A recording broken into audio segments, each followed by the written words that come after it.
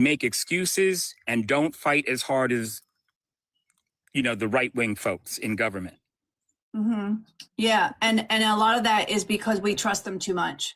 We put them in office and said, "Oh, they got it," and walked away and didn't keep our foot in their ass. But yeah, I appreciate you so much, Winston. Thank you so much for coming up and taking us through that history lesson, because it is so important. And we hope that you'll stick around for the interview. Actually, I got to drop, but I'm glad I ran into you. I had a couple of minutes to kind of like play around with TikTok, so glad I ran into your Thanks for having me up. All right. Take care. Yep. Bye.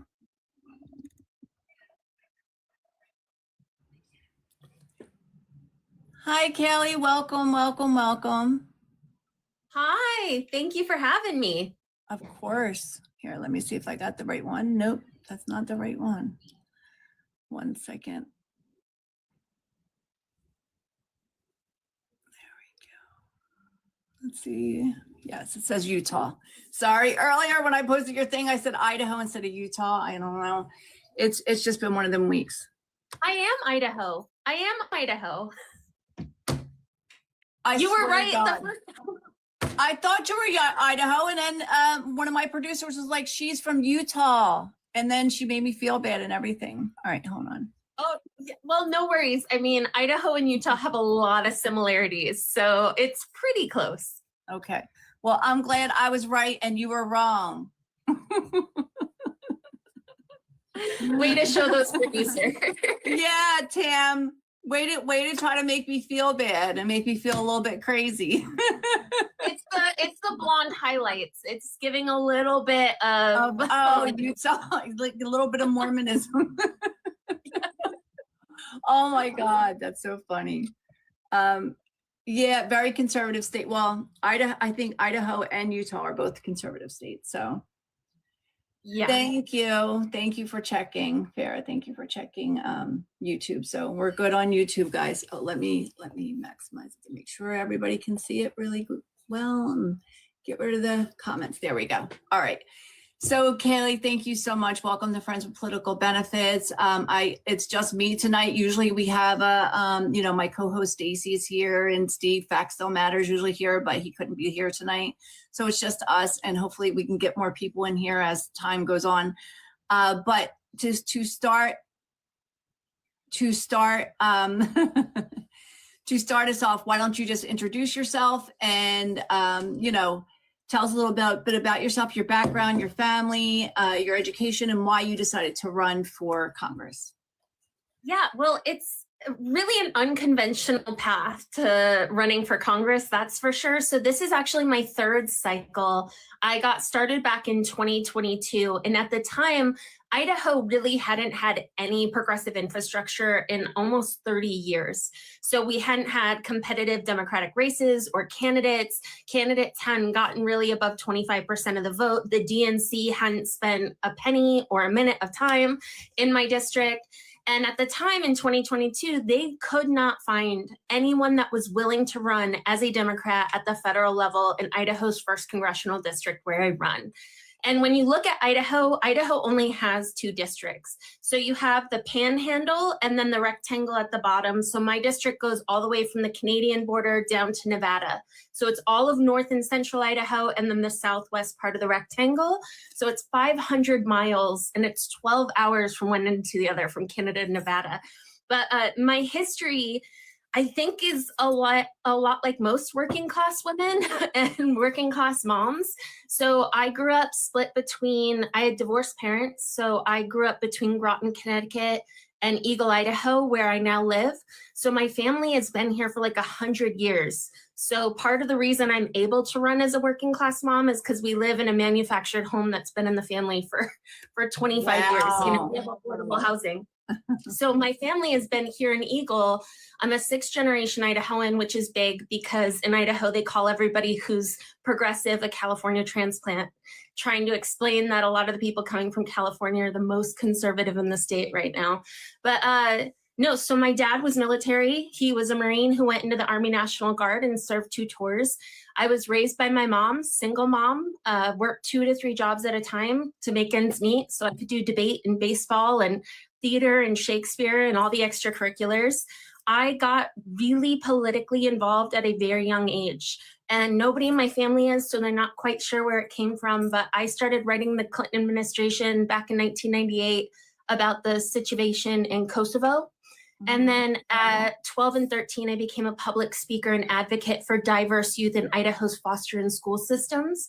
And that's where I really learned the power of advocacy and how intentional policy needs to be, because I looked at how policy affects the success of students across the board.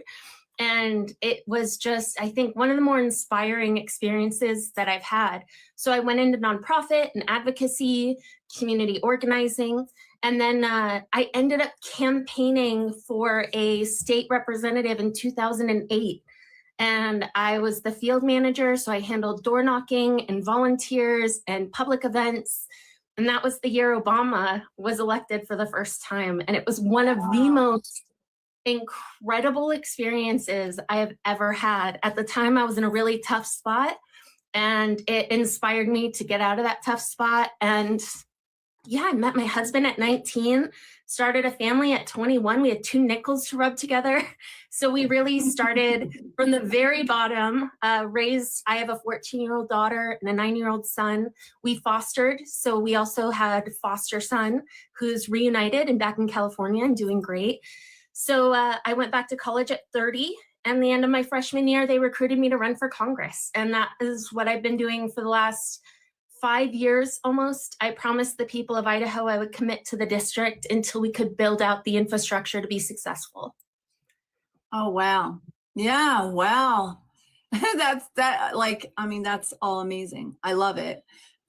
So one of the first questions that I asked, because there are 3 things that there are 3 things that I think that progressives, Democrats need to focus on, right? Once we take back Congress, and that's healthcare, childcare, and higher education, right? Like, because I believe with those 3 things, we could actually relieve the burden of so many working class people, and actually put money, like more money in people's pockets, because they wouldn't be, that's like our biggest, like big ticket items that we could address. That's how I look at it. So that money would be put back into the local economy. And a friend of mine says, thank you, TJ. So TJ in the comments is, he's like a Republican conservative. So we're slowly turning him into a progressive, right, TJ? So because I think that he realized just from hanging out here that progressive policies, oh, he's just tired of Trump. But he does. I think he's starting to realize that progressive policies are just working class policy, right? That's what it is. Like progressive policy is pro working class, right? It's pro union. It's pro putting money in the pockets of everyday people. And, not propping up billionaires and AI tech bros. So for healthcare, what is your plan? Like, what do you see it as the plan that we have to implement once you're in Congress to fix our broken healthcare system? Well, I think there's really an issue that we have to address that is the reason we don't invest in any of these public services, right? Because for the last 50 years, they've diverted public tax dollars from local economies and local working class communities to corporations in the 1%. We know that $56 to $75 trillion has gone from working class local economies to the top 1% just in the last 45 years. And a huge reason why Congress, both sides of the aisle, Democrats and Republicans, continue to vote against working class policies is because of the money that is being funneled into elections and the political system from the same corporations that benefit. So one of the things when a lot of my rural constituents talk about how are we going to pay for healthcare, how are we going to pay for education, I explain to them that just in 1 year, taxpayers fund over $36 billion just to the fossil fuel industry in direct subsidies. But if you look at indirect subsidies, that's tax cuts, handouts, all the other ways that they save money, It's $768 billion annually. And that's just from that one industry. Look it up. The statistics are staggering. So when I go into rural communities, and keep in mind, my district, I have 6 to 7 rural hospitals on the brink of bankruptcy.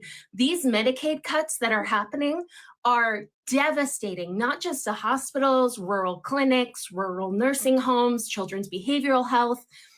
So for me, it's pretty simple, right? It would be cheaper for both us as taxpayers and as private consumers to have healthcare paid for, single payer system from top to bottom. You can still have your private healthcare markets, but the pricing will be far more transparent and competitive when you balance that against a government healthcare program. Whether you call it Medicare for all, single payer healthcare, universal, whatever it is, every other major country in the West, every other democratic country in the West has this system. So there is absolutely no excuse other than we've sold out local communities. I looked at, for instance, this hits close to home, right? Like I said, my husband and I had 2 nickels to rub together. I got pregnant at 21. We couldn't afford healthcare. We couldn't afford a lot. And so we were covered under Medicaid. And I still remember how difficult even that was because of a single error on the birth paperwork. My son was born 2/8/17. The hospital accidentally put 2/8/17. So when I called the insurance company to remedy the mistake, they sent me back to the hospital, who sent me back to Medicaid, who sent me back to the hospital. Keep in mind, I'm postpartum with a brand new baby and 2 children and a foster son. And after 8 months, I just gave up. And we ended up now owing that debt. And that's with government healthcare, with private insurance working as a third party. So for me, when I started this job, me and my husband, we've worked our way up. He started as a mover, a temp mover for $8 an hour, and now runs his own small local moving company. But even with the money we make, it's just over the threshold. So we lost our ability to have insurance coverage at an affordable rate. So then when we tried to get into the market, it wasn't open enrollment and we didn't qualify for outside of open enrollment. So we waited. And then the cut to ACA subsidies happened. And we were going to have to pay between $2,000 and $3,000 a month for healthcare. It's cheaper for us to pay out of pocket, even with the extraordinary costs, than to pay premiums with private companies that we know are going to delay and deny service and charge us copays and deductibles. So the healthcare system is the biggest fraud perpetrated against the American people. And I don't want to just make small adjustments. I don't want another ACA. I want to dismantle the current system in its entirety, but I also want to go after the private interests that funnel money into government to get it to be this way. Yeah, sorry. So, so Terry is a friend of mine, and he usually does these interviews with me, but he's on a date with his absolutely gorgeous wife, and I see her down in the chat too. So they joined in, and he jumped up on the panel to try to bring more people in. So he's not going to be talking, but he's there to he's there as bait. In other words, we're going to use him. We're going to dangle him as bait to get people in here. Yeah, appreciate you, Terry. I don't know who you called for backup, but yeah, we'll see. We'll see if anybody comes in. So the second thing I want to ask you about, because it kind of, flows into this. I mean, it's just staggering. I know a lot about the economy, and I know a lot about the absolutely staggering number of subsidies and ways that corporations and the wealthy have greased the palms of the right people in office in order to get so much money, so much taxpayer money funneled into their hands. And so what do you see as some of the things that we need to do to fix the economy?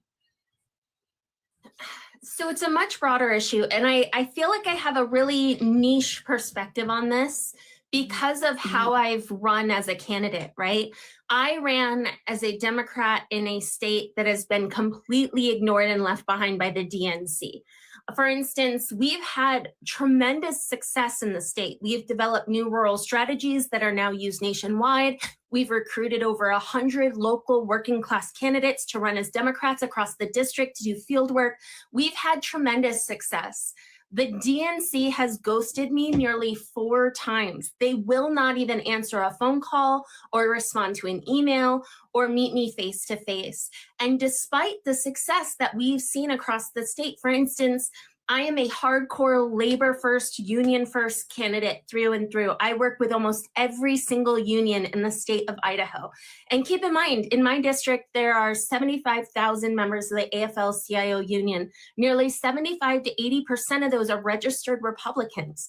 So Idaho is conservative even in our union stratosphere. And we have support of 100% of the unions that I've spoken to. I'm the first federal Democrat in 20 years in the state of Idaho to get the endorsement of the International Association of Firefighters, right? So I have a resume that shows what we're doing is working. And yet I still cannot get them to even answer the phone. And a lot of the establishment Democrats, the big donors, the people that have been involved in politics for over 30 years, refuse to invest in a campaign like mine because we don't have $1 to $3 million in the bank, because we don't have the money that large corporate establishment candidates have. And as long as that is the only lens that we're judging success in candidacy and campaigns and the strategies that we're using to get new people into office, we are never going to get out of kind of the corporate nightmare that we are in right now. So for me, I look at, we have got to start platforming and strategically building coalition nationwide with candidates that are committed to the same transparency, accountability, campaign reform, and being willing to reject any kind of establishment corporate money that is out there. And we need to create our own resources, our own support system, our own network, our own infrastructure, and our own game plan to try and get establishment and corporate politicians on both sides of the aisle out of Congress. And I'm really thankful. I already work with a coalition called Take Back Congress of like-minded people who are trying to do this. So when we get elected, we're not just a single freshman in Congress yelling into a void trying to change things. We actually have some momentum. But for me, if we want to fix the economy, we have to change the way that we're putting decision makers into power, because otherwise there's no way that we are going to be able to come up against the large amounts of money and power that we are right now. So yeah, for me, I want to change the economy. Obviously, I want to gut all of the subsidies, tax cuts. I want to increase corporate tax rates. I want to decrease tax rates on anybody making under $150,000. Congressmen make at least $174,000 a year because they consider that the smallest amount you can make and live comfortably as a middle-class family in America. Well, I think if you make less than that in America, that you should not be paying an income tax until you make enough to be able to live comfortably and take care of your family. So for as far as economy, I want to cut regulations and tax rates on local business. I want to support entrepreneurs and small business, especially against monopolized corporate interests that often crush small business. But once again, it all kind of comes back to the people making these decisions. And unless we change how that happens and get as strategic as the far right has been for the last 50 years, we're not going to have the chance to make these changes. You know, I was speaking to somebody the other day, and he had an absolutely genius plan for the oil subsidies like that you mentioned. And he didn't mention how vast they were. $700 billion a year is absolute, like, I'm still like trying to process it. So Terry, I know you can't talk and stuff, but hopefully you can hear.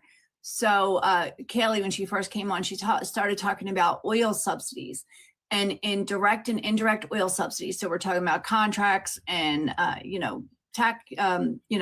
cutting taxes and all the different ways that the oil industry can get money from our country, from our federal treasury. They get $700 billion a year. So you're talking about $750 billion, right? $750 billion in subsidies. And so this friend of mine said that we need to raise the minimum wage but that small businesses would be affected, right, by that raise if we raised it too much. So his way of protecting small business would be to subsidize small business. So with the additional, wages, right, to get them up to minimum wage for a period of 5 years, because that would allow for the local economy, because with working class people making say $25, $30 as a minimum wage, the local economy would grow so big and so fast that within 5 years, small businesses would have enough additional growth and enough additional revenue coming in, right, from all these new customers that now have money, right, that you would be able to phase it in and then phase it back out, the subsidy, and allow small businesses to stand on their own feet within a certain period of time, so that they aren't, crushed under the weight of us trying to address wealth inequality. Well, yeah, and it's really interesting. We're living in this neoliberal 50-year time period of Milton Friedman's economic theories, but this is how this country became economically successful, right? The Homestead Act, the reason we have the agriculture that we did across the country is because the government subsidized that. Farmers didn't have the money to start farms out from scratch and grow these giant, agricultural, behemoths. It was subsidized. When the government sees an issue that threatens the stability of our nation, they have always used subsidies to address that. And now, in this neoliberal kind of world in which perspective we're looking through, they call it handouts, they call it welfare, but this is how our country has always solved issues. So I completely agree. And it's one of the ways that we have to be really careful, because I think as a labor candidate, as a progressive, a lot of times we talk about working class people, and we initially assume that that includes small business, that includes entrepreneurs, that includes people struggling to get by. But they, in my district, so many rural Idahoans didn't see themselves in that conversation. They thought we were talking about people who have nothing, about indigent services. They didn't see themselves as the working class. So we have to be really specific when we talk about this, so that small businesses, local businesses, people across the state understand that we are including them in that conversation and need to be really careful. They get frustrated with regulations. That's because they're the only ones who have to deal with those regulations. Idaho businesses deal with regulations, while corporations get loopholes and breaks away from it. So yeah, I couldn't agree more. Subsidies are the way that we've always handled problems before maybe Reagan, which, let's face it, most of our problems come back to Reagan. Oh, 100%. So my backup is here. Hi, Trevor. Thank you so much for coming to help, coming to be my co-host tonight. Really appreciate you. And Trevor is actually from Idaho. Yeah, I recognize you comment. We've talked before. It's good to see you. Yeah, likewise. So just so you know, Trevor, so far we talked about healthcare, and we talked about the economy. We talked about kind of money in politics and getting money out of politics. And the $700 billion that the U.S. government gives to the oil industry in subsidies, a year. It's just staggering. So yeah, I hope that you have have some questions in mind that you would like to ask Kaylee. Well, once upon a time, a couple years ago, I went to an Easter service where I met Russ Fulcher in person. And I had sat down in his office and talked to one of his assistants, but the kid clearly knew nothing. And so I decided to get Russ when he was, trying to do a meet and greet. And I was explaining to him, listen, we're facing several serious water issues, like water restrictions, drought situations. We can do a couple common sense things immediately, like stop requiring lawns. I live in a subdivision, a CBH, Corey Barton Home subdivision, and we are HOA contractually obligated to maintain a green grass lawn of Kentucky bluegrass when we live in Idaho. It's an enormous waste of money. And then CBH plants nothing but sycamore trees and all sorts of vegetation that require a ton of water when we are staring down the barrel of a water shortage. And so I brought that up to old Russ, and he goes, oh no, I think that's great. Anything to increase the value of the property. I love real estate value. I love when people can make money, when small business owners and entrepreneurs can.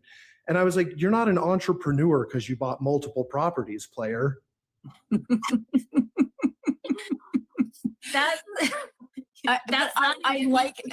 I love it how when they use small business entrepreneur, but what they really mean is Elon Musk. Like that's who they're talking about, right? Like, because that's who they really protect. They're really talking about these huge corporations and conglomerates.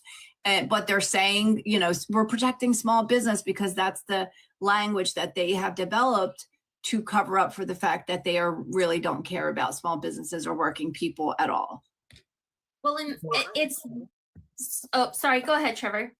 No, I was just going to say it was stunning that he wasn't even willing to hear an alternative because he was so on the side of real estate profits already that he wasn't even willing to entertain alternatives.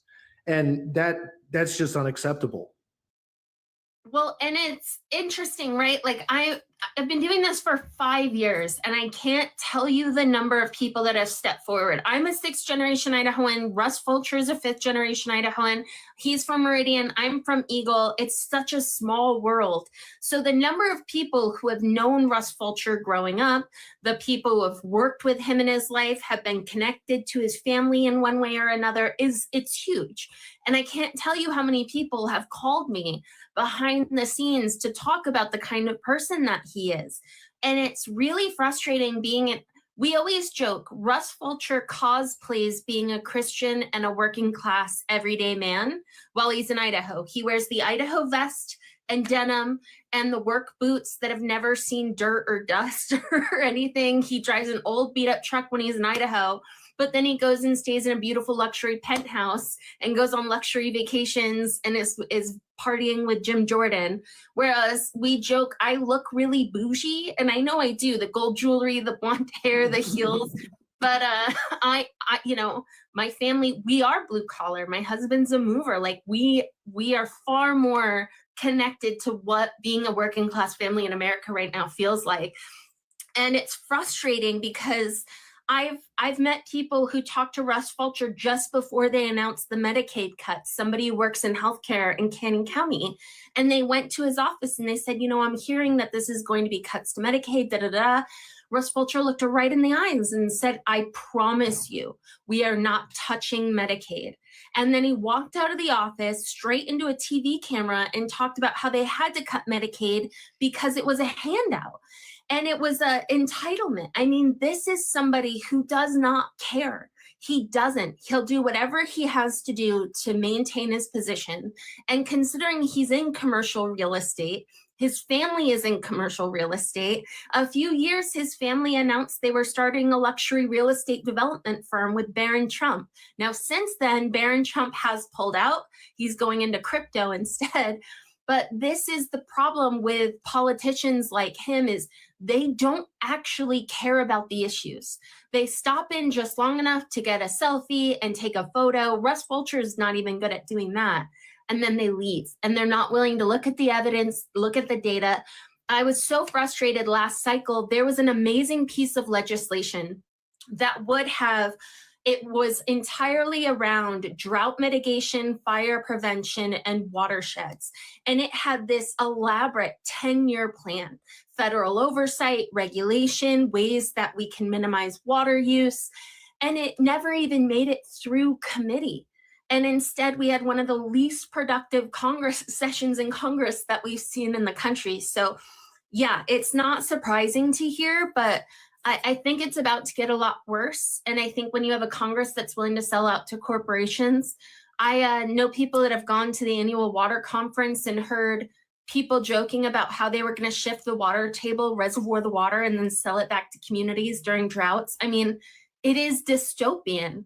And until we get somebody who's willing to look at that data and that evidence and actually radically change the way we look at these issues, It's unfortunately going to be trial by error when people's wells start running dry and we start going into emergency measures through the West. It's absolutely horrible, but I mean, that's why you hear about these billionaires now that are trying to buy up whole towns, and they're buying up water rights and air rights and like all these different things, and it seems nonsensical. Thank you, Benny, and thank you, Ray. But it seems nonsensical, but that's why, like, they see the future coming, right? You know, in one side of their mouth, they are saying that climate change is a hoax. And on the other, but in private, they are preparing for climate change, for the effects of climate change. You know, water shortages and food shortages and deserts where there used to be none, and like all these different things, extreme weather patterns.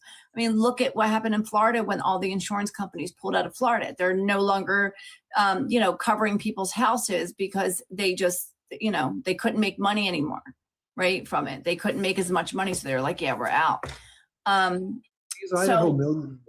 These Idaho millionaires know climate change is real because for the first time in human history, they can grow wine quality grapes in Idaho. Get out. Actually, a funny story, where I live has more truffle tree farms and vineyards than almost any other place. Eagle is known for that. So I live out in the middle of a dead end road in rural Eagle, and I have over 6 vineyards and 2 truffle tree farms within a 3-mile radius of my rural home. So yeah, huge amounts of vineyards. And then the big problem is the congestion in Canyon and Ada counties, because they've got this combination of putting in 400 homes per block, like these massive several hundred home blocks, and then they are not contractually obligated to also build schools. And if you go to Oregon or Washington, it's completely the opposite. And so they balance this rapid, unrestrained growth with, a little dampener, a governor that makes them have to contribute to the infrastructure before they can just endlessly expand. And in Idaho, builders are protected from that, and it's completely backwards. Oh yeah, it's considered regulations. It's really frustrating. Unfortunately, housing is one of the issues where there are some things that can be done at the federal level, but the vast majority of housing solutions happen at the local and state level. But what happened in Idaho is you have these rural communities that are seen as these hot spots. I remember when in Eagle and in Boise, you could get a house for $175,000, $200,000. But then you have places in California where there's large congestion. People want to move out of the inner cities, so they move and they flock to an area like Eagle. And they're so excited about the price they can get for land, especially as you have agricultural families who are no longer able to take care of what are no longer profitable farms because they're struggling so much. And so you have these developers that come in with solutions. And they funnel a lot of money into local elections. The Eagle mayoral race is specifically one of them. And so we sell out land, we sell out planning and zoning, we allow them to do whatever they want with no impact fees, no real regulation, no real oversight. And then we get left with what we have now, which is one, our federal congressman won't bring in any federal tax dollars. So my opponent brought in $0 in earmarked funding for infrastructure across the 1st district. And for perspective, the 2nd congressional district is almost as red as the 1st. But the 2nd congressional district, Mike Simpson, he put in 13 projects for earmarked funding to address infrastructure issues. My opponent called it wasteful spending, even though it doesn't actually increase the deficit. It's already part of the budget. He brought in $0, but then increased the amount of federal funding going to his girlfriend's business, Stanton Healthcare.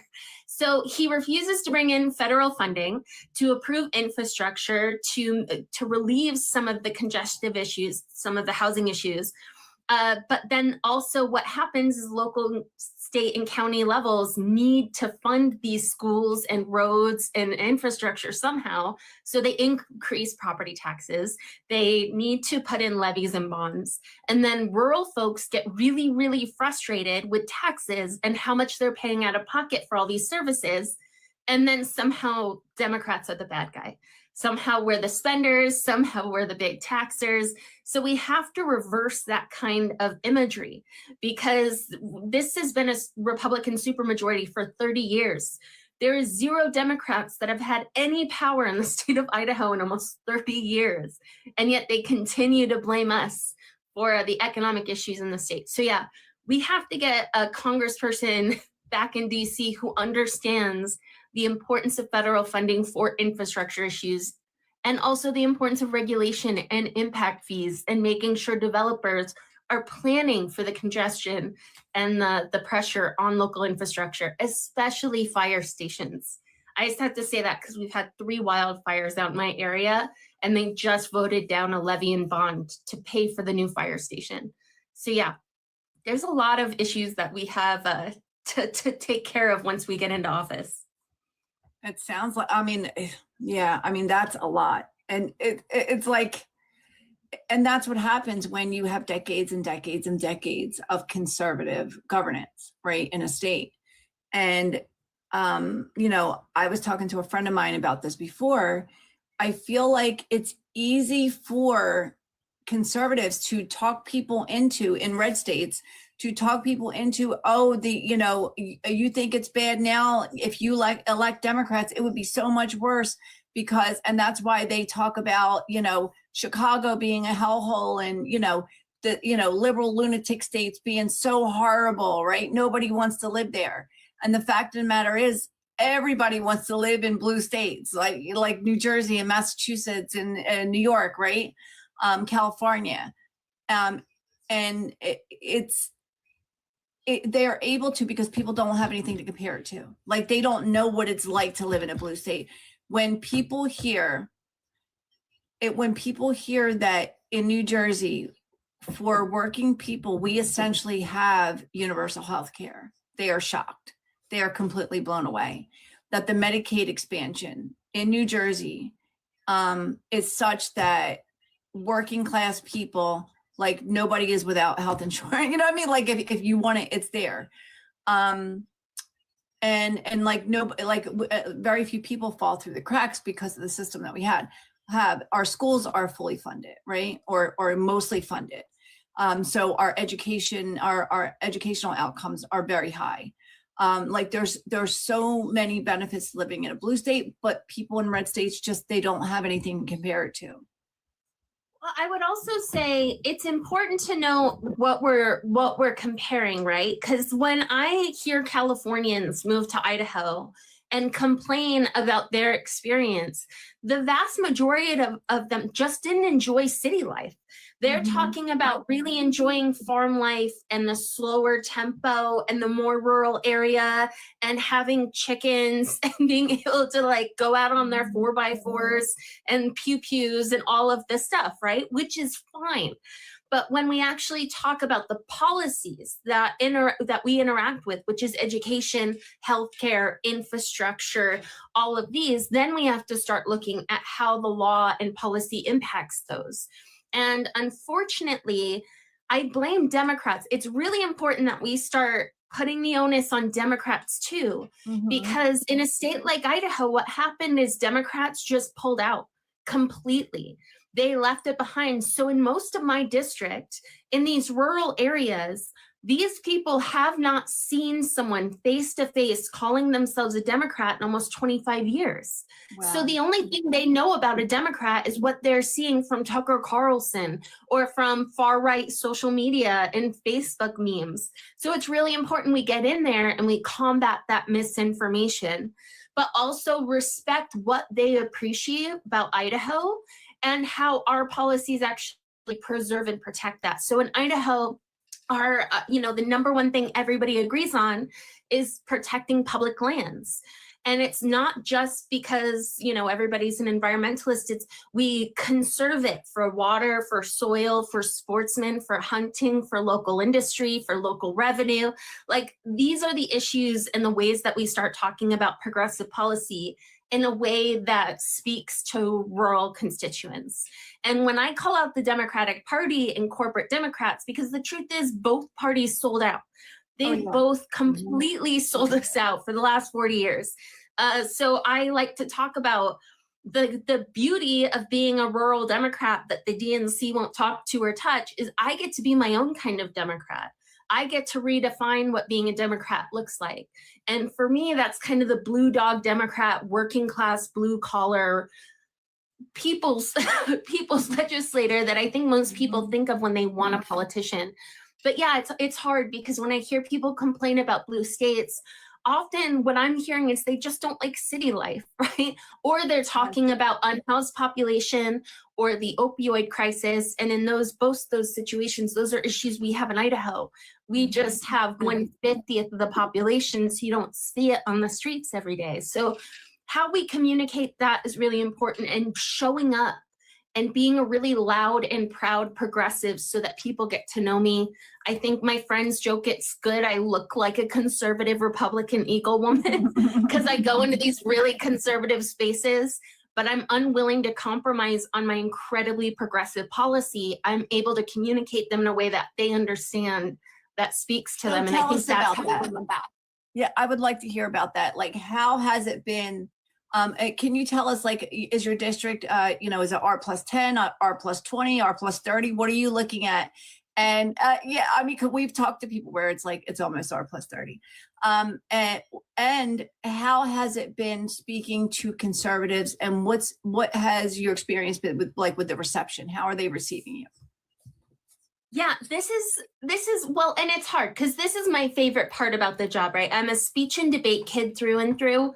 So I was a total debate nerd all 4 years of high school. I went into debate in college. I have 9 national titles. I went undefeated 2 seasons. I love how we communicate with each other. It's my passion. And so when I started, one of the first things I did is I went into the reddest parts of Idaho and I hosted Republican town halls. And I asked the most conservative voters to come question the Democrat. I asked them, I was like, come tell me what worries you about the D next to my name. Tell me what you want to see from government, what you want to see in Idaho. And that went unbelievably well. It's hard because when we look at national politics, Idaho is one of the whitest states in America. Most of my rural communities have never experienced the social issues that we're seeing at the national level. So when we talk about those issues, rural communities are really susceptible to misinformation. It's really easy to villainize kind of these outlier and marginalized communities that they've never experienced first. So my job is to go in and prioritize the policies they experience, which is almost always economic. So usually the first thing I say is I'm not going to allow the government to come in and take your pew-pews. Like, I'm not coming for your pew-pews. I'm not going to let the government rush into your home. I usually talk about wanting to cut regulations on business, cut taxes on middle-class families, entrepreneurs, and Idaho businesses, protect public lands. I talk about the issues they experience. And then when they start talking to me about these far-right talking points they see online, I'm able to humanize that because we've already built some trust. We've already built a relationship. And I can try and undo some of the damage that that misinformation does for marginalized communities, especially in Idaho, where we have the strictest abortion legislation in the country. We've had major attacks on trans children in our LGBTQIA community. So yeah, it's a really niche margin where I kind of go in, I build trust on the policies. And it's so funny because when you talk about it in their terms, I can't tell you how many Republicans have said, well, you sound like a Republican, because they think Republicans are about cutting taxes and protecting public lands. That's all they've heard for 30 years. Mm-hmm. So when I talk about when I own those policies, but I actually offer a real solution, which Fulcher hasn't. Fulcher's been in office 8 years back in Congress, 10 years as a state senator. He's done nothing. So when I offer the real solution, And I refuse to take corporate tax dollars, and I'm transparent. And I'm also present, which is something a lot of candidates, especially establishment candidates, aren't able to do. Is we have to be on the ground. We have to be face to face. We have to be present in getting to know these communities. I think people really miss that about politicians and statesmen and leaders. And that's been the experience, but it's gone incredibly well. We've had so much success. Like I said, my union's 75-80% Republican voters and 100% support for the campaign. I received 120,000 votes in the 2024 election. That is over, let's see, what is it? So 70,000 more votes than we have registered Democrats in the state. Wow. Yeah, we only have 56,000 registered Democrats in my district. We have, I think it's 12 to 14%. We have one of the largest unaffiliated voting bases in the state because people are just sick of the two-party system in its entirety, especially after the Trump administration. People have realized the government doesn't work for them. It doesn't matter who they elect. It doesn't matter what side they're on. The government has stopped working for everyday people. So they're just tired, and they want politicians who are willing to do it differently and be loud about that and show up and put in the work ethic and have actual policy solutions they can sit on the table. But yeah, it's exciting. I mean, this is our make or break year. Because it's a midterm election, Republicans will not show up in the way that they do for presidential elections, but we also have reproductive rights on the ballot, which means every woman in this state who's been worried about this, every progressive in the state who's been worried about this is going to show up for a midterm election like they normally wouldn't. And then on top of that, Trump is in office and not Joe Biden, which is really going to, it really is going to make a difference. Yeah, we have, this is our chance. And I'm really glad that I've been doing this for 4 years, because if this was my first cycle, there's no way to reach the rest of the district and build the infrastructure and make the contacts that you need to win in a state like Idaho. So it's exciting that we've done the work. Now we just have to mobilize and take advantage of the opportunity that's in front of us. 100%. Hi, Terry. I take it you're done dinner. Yeah, I messed around and took my wife out, on a date. So that's why I haven't been able to talk. But okay. I did want to just chime in a little bit. Trevor, thank you for coming up, man. I appreciate it. You're the best. Trevor is the best. Thanks for the invite. And Kaylee, we've been listening to you at dinner, and we really do like what we've heard from you and everything. And I just wanted to let everybody in the chat know, keep liking, keep tapping, keep sharing, keep gifting the people on the panel, not me, gift the other people, not me. But anyway, Kaylee, I wish you the best of luck. We're going to continue to listen as we continue on with the next step of the date. So. Oh my goodness. Well, I hope you'd have something even better planned. I hope you're not just listening to me for date night. That's a precious night. Trust me, I know. That's not TikTok appropriate. So yeah. Thank you so much. All right, guys. Thanks, Thanks. Terry. Trevor, did you have another question? Oh, I was gonna just add on to like the local congestion and all of that in Ada and Canyon counties. What the problem that compounds is the locals' distaste for the Department of Education, because then they associate the cramped public schools with federal problems. And I know several teachers who have had it and they want to just completely hang it up and stop teaching. And right now we've got a complete population explosion, and the schools aren't keeping up with everything. And that's reflecting negatively and letting people in Idaho believe that Linda McMahon, the professional wrestling lady, should be in charge of education. Yeah, listen, it didn't happen by accident, right? And it was not unintentional. This was a very strategic, coordinated attack against public education that has been happening for nearly 40 years. They attacked public education by stagnating budgets while often their supplies increased in inflation by over 400 to 600%. So you had teachers and administrators that were working with less for more. Then you have massive population growth. So you have classrooms where we're shoving 30 to 42 children. There is no way a single individual in this country can successfully educate 42 children at the same time. And then on top of that, you increase the number of charter schools, private schools, and you have a massive exodus of wealthy children. So that donation money, the attendance all leaves. So this was done in a specific strategic coordinated effort to undermine public education. Then you add in the nonsense misinformation campaigns. We had an Idaho legislator that talked about litter boxes in public schools and how they were changing the gender of Idaho's children without parents knowing, and just these absolute fairy tales. And they point the finger at public teachers. I mean, it's ridiculous. I'm in Riggins, Idaho, where there's a population of less than 500 people. Every teacher at Riggins School is a conservative local Riggins woman, and yet somehow they're still anti-teacher and anti-education. So it's been a really successful attack. And unfortunately, it's not just in these congested areas that we're losing educators. And in my district specifically, my district borders Oregon and Washington. So I have a lot of sister cities where it's less than 10, 15, 20 minutes to the next biggest city in Washington and Oregon.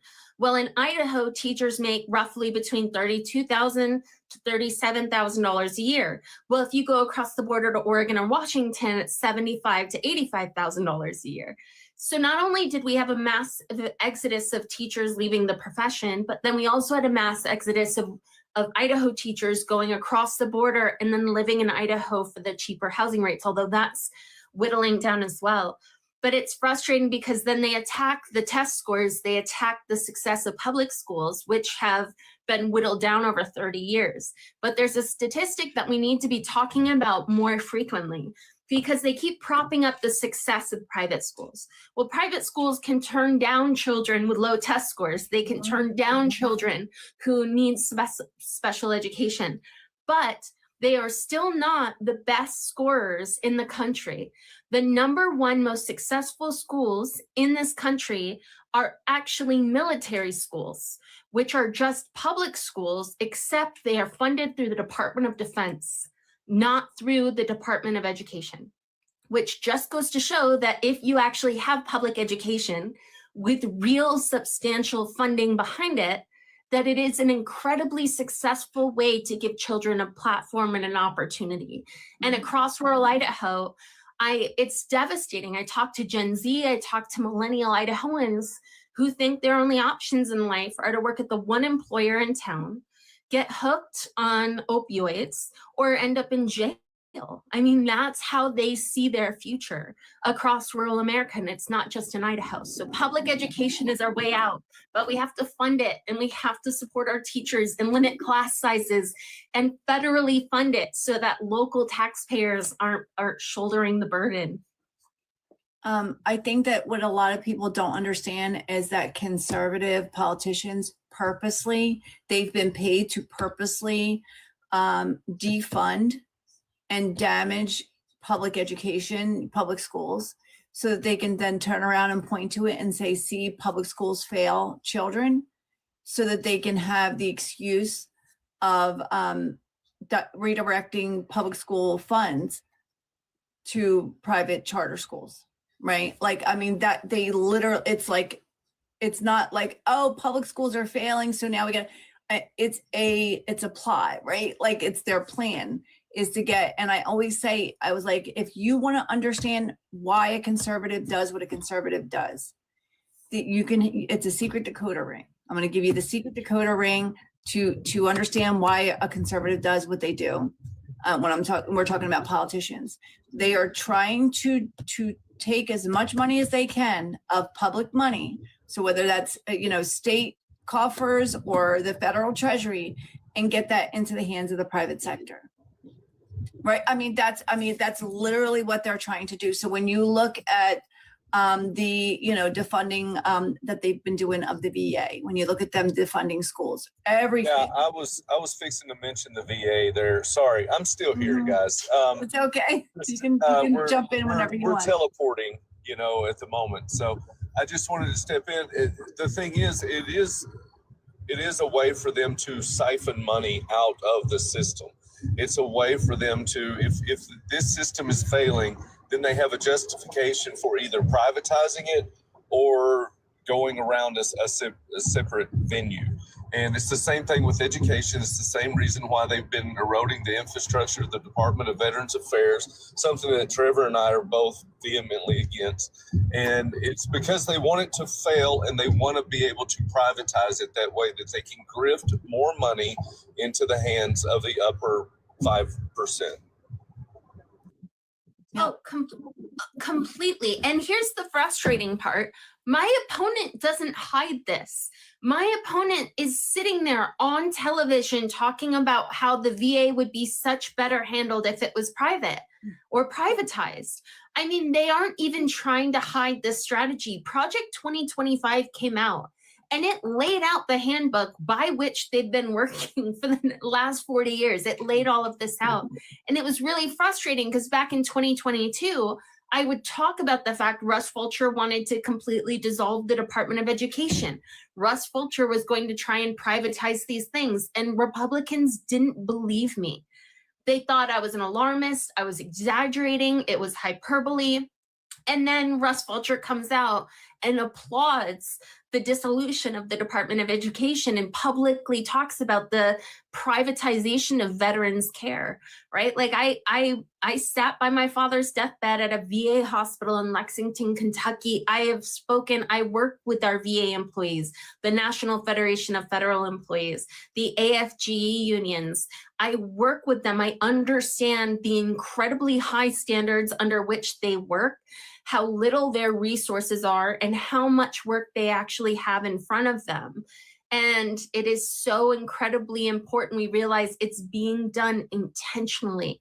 And it should infuriate every American in this country that they are intentionally withholding quality care from veterans in order to hand it off to private interests who currently can't even cover normal American citizens without the VA. So it's been really frustrating to see the impacts, but unfortunately, the only silver lining to this administration being so devastating is that conservative voters are starting to believe what we have been saying for the last year. Conservative veterans in my state are starting to believe what we have been saying for the last 4 years. The proof is in the pudding, and so hopefully we can start to walk this back and protect specifically the VA, but also education. I mean, Idaho is a strong labor history. It used to be company towns, and this is what they're looking for. Without public education, specifically in rural areas like Idaho, what other option do rural children have? That's why they're cutting back against child labor laws. So they know that without public education, without higher education, there are less opportunities. When people are down on their luck, they're willing to work for less. They're willing to work with less protections. They're willing to work with less regulations, and they're willing to share the profits with their board of directors and their shareholders. 100%, 100%.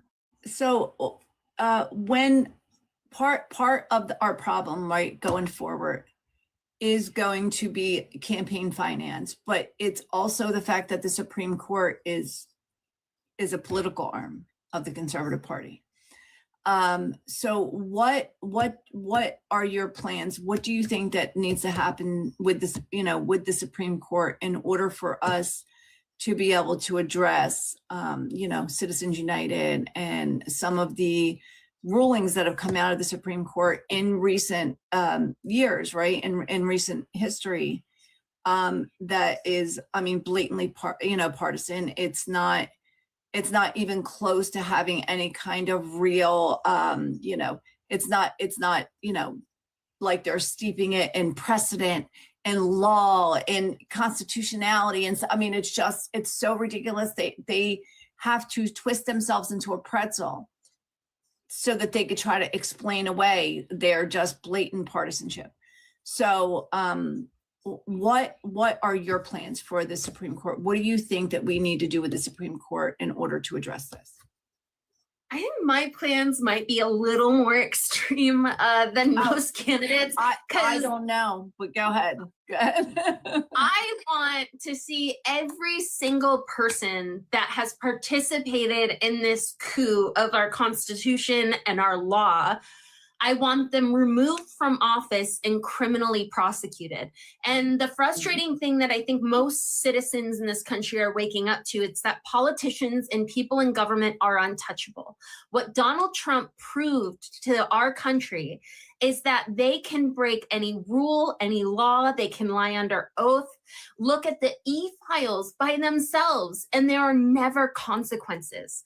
And so I think the American people really have to start thinking, how do we remedy this? So when it comes to the Supreme Court, as it does with the rest of the executive branch, the rest of Congress, the rest of the government, is I want to legislate an independent oversight and enforcement agency so that when a politician breaks the rules, breaks the law, lies under oath, that there's an agent knocking on their door and they are threatened with criminal prosecution, right? Like, I want the Supreme Court and the people who participated in this removed from the bench and criminally prosecuted. But on top of that, we have to, and it's hard because it can be a little negative to say I want to like completely dismantle the entire system, but the beauty in that, and I think what we've lost in government and in elections, is it allows us the opportunity to reimagine a system that actually works. And that should be really exciting. It allows us to imagine a system where there is ethics and restrictions and oversight for anybody on the Supreme Court. And if we want to expand the Supreme Court after we clean it out, then that's obviously a conversation that we can have. I am completely open to that. But I want us to start reimagining these systems. Immigration, yes, it's broken. ICE isn't working. So let's dismantle this system that needs to be held accountable and reimagine a system that actually is streamlined, in which families are held together, at which employment is possible, at which people can afford to get a migrant visa. Like, that's the exciting part. But I'm more excited about criminally prosecuting all of these terrible people that have taken advantage of the law in our government. So yeah, that's my solution. Yeah, well, I don't think it's radical or extreme at all. I think it's something that a lot of us want. You know, a lot of us want justice for what they did and attempted to do, right? Which is completely take over our country and implement some kind of, you know, fascist regime. Like, it's yeah. But Terry, I don't know if he can hear or if he can talk or if he got where he's going. Yeah, okay. Did you want to address the Supreme Court? So first of all, I got really excited when he was talking about it. It's amazing to me that you had to preface accountability before you actually mentioned accountability, because it's like you had to do a trigger warning about it. No, there should be accountability for people who are violating our supreme law of the land, who are eroding the Constitution.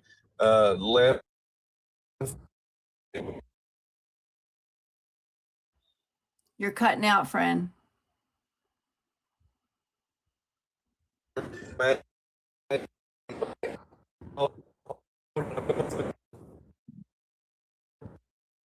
Terry, you're cutting out. We can't hear anything. We're just like getting spots, bits and pieces. But I'm going to explain your idea to Kaylee. So he's in a tunnel. So Terry. Hold on, I'm back. Okay, got you. Okay, so the thing with the Supreme Court, if I could wave a magic wand and just make it happen, we would of course have 13 justices, one for each circuit. right? I mean, that just makes sense. We have 13 circuits. Now, people disagree with me on this, but I don't think it should be a lifetime membership to the Supreme Court. I think it should be something where they are given there should be a one term, whether it be 12, 15 years. I'm good with either one of them. 12, 15 years, that's fine with me. 3 presidential terms, fantastic. Let's do that. That way they're not in it to gain what it is that they're doing. And another thing is, I think the circuits would have to elect a Supreme Court justice. Now, people disagree with me big time on that because it does make it more political, but you're looking at you're having to come together and campaign for that state a branch of lawyers, attorneys, whatever, but there also has to be huge oversight over the Supreme Court. We can't just let them run roughshod over our Constitution and just decide with the twist of a word that this doesn't mean that anymore, and that this even though this is the precedent. Look, I realized that our Supreme Court was captured back in 2023 when the state of Louisiana threw up a mandate to put the 10 Commandments in every classroom in the state. I knew that they were captured. Sandy Day O'Connor had zero problem swatting that shit down like a gnat back in 1980 when it happened to Stone versus Graham. Our Supreme Court chooses what they're doing right now. They're using the shadow docket to just run all of Trump's issues what he wants. That needs to stop. That's not how the Supreme Court works. The Supreme Court works through going through the appellate process. This is not how our Supreme Court was meant to be operated by. And that's the first thing that needs to stop, is that shadow docket. I couldn't agree more. I couldn't agree more. It's really frustrating watching out of touch 80-something-year-old men who are obviously bought and paid for. I mean, look at Clarence Thomas. Just Clarence Thomas alone, and the amount of corruption and the amount of, I remember where even the perception of corruption was too much for that office. Judges are supposed to be held to this wild standard. I still remember when Ruth Bader Ginsburg got in trouble for making one tiny comment about how Trump was a ridiculous human being, and that was shocking. And then we elected a woman who has ties to Project 2025 and used to work in this far-right evangelical cult house. Like, it's just wild to me. I tend to think 12 years is really good. So the term limit pledge that I have signed on to, with especially Take Back Congress, this is the pledge we took. I like 3 terms in the House, 2 terms in the Senate, because that's ultimately 12 years. That's 24 years. That should be plenty in government service. That should be the maximum amount. So 12 years, it's enough to get experience. It's enough to build relationship, but it's not so much that you become old and so out of touch with what life looks like for the next generations coming through. And that's really, really important. But once again, none of that matters without accountability. None of that matters if they're all bought and paid for. We stacked the Supreme Court with far-right crazies who lied under oath in front of Congress, and we just waved them through like it was normal. It doesn't make any sense.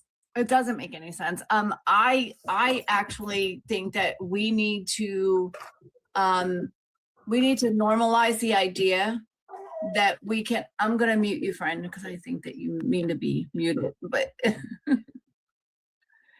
I think we have to normalize the idea that Congress actually has control over the makeup of the federal court, that Congress could decide to take away jurisdiction over hearing voting cases or campaign finance cases completely away from the Supreme Court and do whatever they want with it. They could make Congress could make a whole new court system. They could make a bipartisan commission. And one of my ideas was to make a bipartisan commission made up of lawyers chosen at random each time there's a case to be decided, like jury duty. So, constitutional lawyers that would understand, and even judges, right, could go into this jury pool, and 9 of them or whatever number of them could be pulled at random whenever there was a campaign finance or a voter case to be heard, voters' rights case to be heard. And we could do it that way. It would be so much harder for them to apply them with gifts. There's no telling who was going to get picked, and who was going to get picked for which case. And it would be so much harder to politicize it. It would just would. And I think that even to get into this jury pool, you would have to demonstrate through your work, through your writing and everything, your affiliations, the money that you take in, where all that kind of stuff, that you can be nonpartisan, that you can be completely unbiased, right? So I think that something like that needs to happen, so that we can fix the system. Like you said, about the money in politics, that's such a crucial one. Without fixing that, we're going to still have the same problems. And I think it's the same thing with the Supreme Court. And I'm completely okay with holding all of them accountable. I think at the very least, Thomas and Alito have to be impeached, at the very least. And I think that there's a strong case to be made for Roberts as well. One thing, this is the last thing I'm going to say, guys, and then I'm going to bounce off of here. But first of all, thanks for having me up. And then you brought up something about, you were talking about you're tired of seeing 80-year-old white men up there making these decisions and being out of touch. The problem is that when we have people, we are effectively we should be anyway, the term limits. That's our stake in it. And we should realize that when someone is 80 years old, that they're no longer effective for us. The problem is these 80-year-old people are making decisions that benefit them on the short term and fuck us over in the long term. And that is the hardest thing. I'm the daughter of a Marine. We're good. Oh, okay, good. Yeah. So that effectively is what bothers me most, is the fact that the American people are so against the next generation, whatever generation that would be, to be coming up and being in power, is the fact that we still have a large majority of boomers that are voting, and they look and they want to vote for somebody that looks like them. Unfortunately, right now with the boomers, it tends to be 80-year-old people who are out of touch with what's going on in today's world. I mean, my God, who was it that said, it was Linda McMahon that said A1, this new A1 stuff. I didn't know that steak sauce was something to behold, So yeah, but anyway, that's just my thought on that. And like I say, Kaylee, I wish you the best of luck. Trevor, thanks for coming in, man. I could listen to you talk all day long. And Lisa, of course, as always, thanks for having me up and sending me the invite. Guys, y'all have a good night. Thank you. Give my regards to your wife and have a great date night. All righty, thanks. I probably have to jump off. Unfortunately, we had in like 15 minutes, we had a loss this week. And so we have a service to get to tomorrow that we weren't planning. But one of the things we talk about with how out of touch the government is, this happens because it's been really shocking, eye-opening, because I understood corruption, I understood power and money in politics, but even seeing how it works, once you are elected, all of the sudden you are the decision maker. And so the onus on getting contributions from industries that rely on your votes to keep their subsidies, to keep their tax breaks, it's shocking. And it's part of the reason that even when Congress had a 16% approval rating, 94% of incumbents were reelected. So then you have these people in power where it's much easier to stay in power once you are in power because you are able to enrich yourself. That's why people in Congress that used to be worth $75,000 are now worth $32 million and are, yachting and taking private jets across the country. But the one thing that we have that they don't, and this is where I wish I could explain to every person. For me, I look at how hard it is to get our message and our name out because media markets have been gutted. Most of the local media markets, local press are understaffed, they're undermanned, they don't cover local politics like they used to. We don't have any Idaho television crews north of Lewiston. It all comes out of Washington. Not only that, but everybody gets their information from different places. 30 years ago, if I was on Channel 4 in Idaho, 80% of Idahoans saw me, heard me, were talking about it the next day. But now everyone gets their information from different places. Even if you have 50,000 people watching Facebook, everyone's algorithm is different. And it costs a fortune to try and pay for advertising to get your name out. So the one thing that we have that they don't is our community. It is our networking. It is our social media. Social media is the only affordable resource to grassroots candidates. And so that's where I really encourage everyone on this live. If you want grassroots candidates, if you want candidates that aren't taking corporate tax dollars, super PAC money, APAC money, then you have to search for them. Like, follow, share their social media, share it with your community, share it on your socials, talk about it all of the time, because our community is the only thing that we have to try and overcome the influence of money in politics and how long most of these 80-year-old men have been in Congress. 100%. Trevor, Kaylee's got to go in a couple of minutes, but did you have any other questions before she hops in? All of my opinions are a little extreme and I don't want her implicated in anything. So I'll just talk to her in person next time I see her. But I was going to say in the modern attention economy, you have to be focused on being attention grabbing. Trump has perfected this because he's never right, but he's always attention grabbing. And it led to his success. And Margaret Thatcher did a very similar thing where it doesn't really matter what you say so long as it garners dignitas or notoriety of some kind. And so, there's a few things that I'll probably share when I see you in person next, but I don't have any questions and I'm going to keep supporting you with all of my might. Thank you, Trevor. We actually just started. I'm going to be really frank on this live, which normally I try and tone it down and not blame anybody. It has been one of the most frustrating experiences of my life trying to get the press to cover me. We have done groundbreaking things in the state of Idaho. When my opponent wouldn't debate me, we created a life-size cardboard cutout of him that we traveled the state with, holding town halls and debates with his own voice. I flew to DC, I found him on Capitol Hill, and I videoed myself inviting him to the next debate that we set up right next to the hotel he was staying at while he was in town. Like, we have held Republican town halls. We have faced off with white supremacy groups in the state of Idaho. Like, when they held a giant event up north, I went across the street and I called them out by name and I called out their associations to hate groups. And yet we cannot get coverage. And then when I talked to a journalist today, I was so frustrated because there's an independent Senate candidate in my race who's very popular.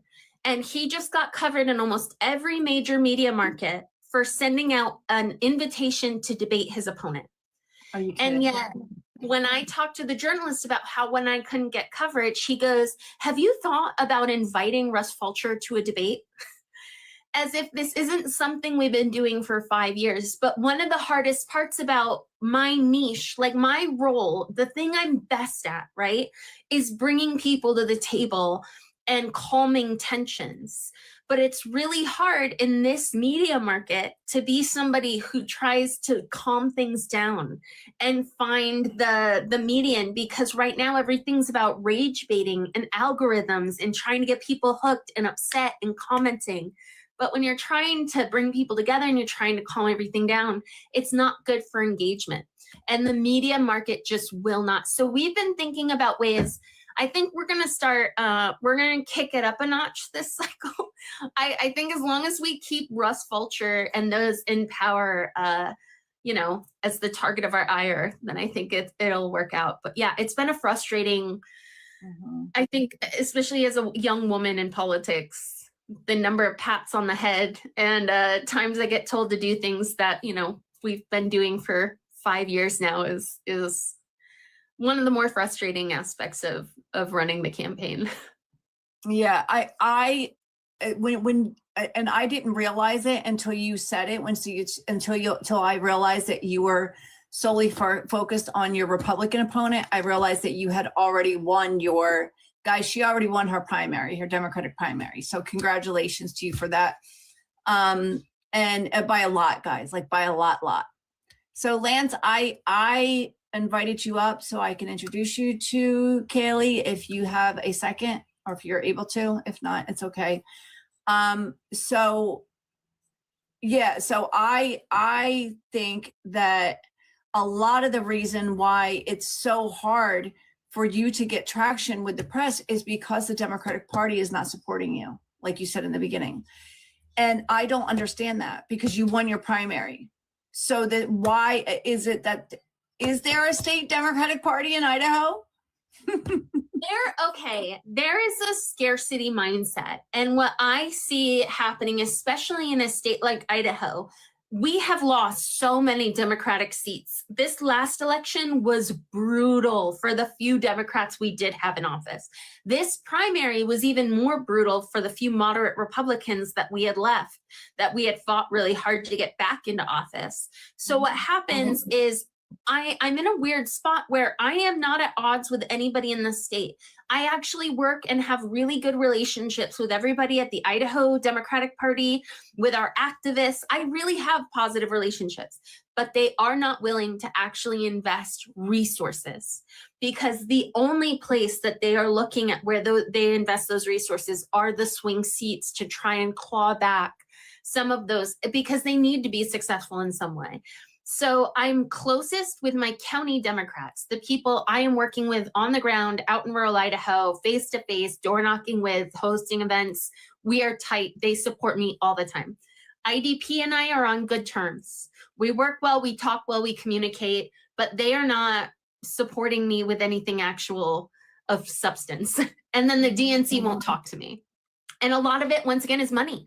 It's money and notoriety, but the press, it's this self-perpetuating cycle where the media won't cover me. And since the media is not covering me, they don't see me as legitimate. And since they don't see me as legitimate, the party won't support me and then the media won't cover me. So we just have to make our own way. Yeah.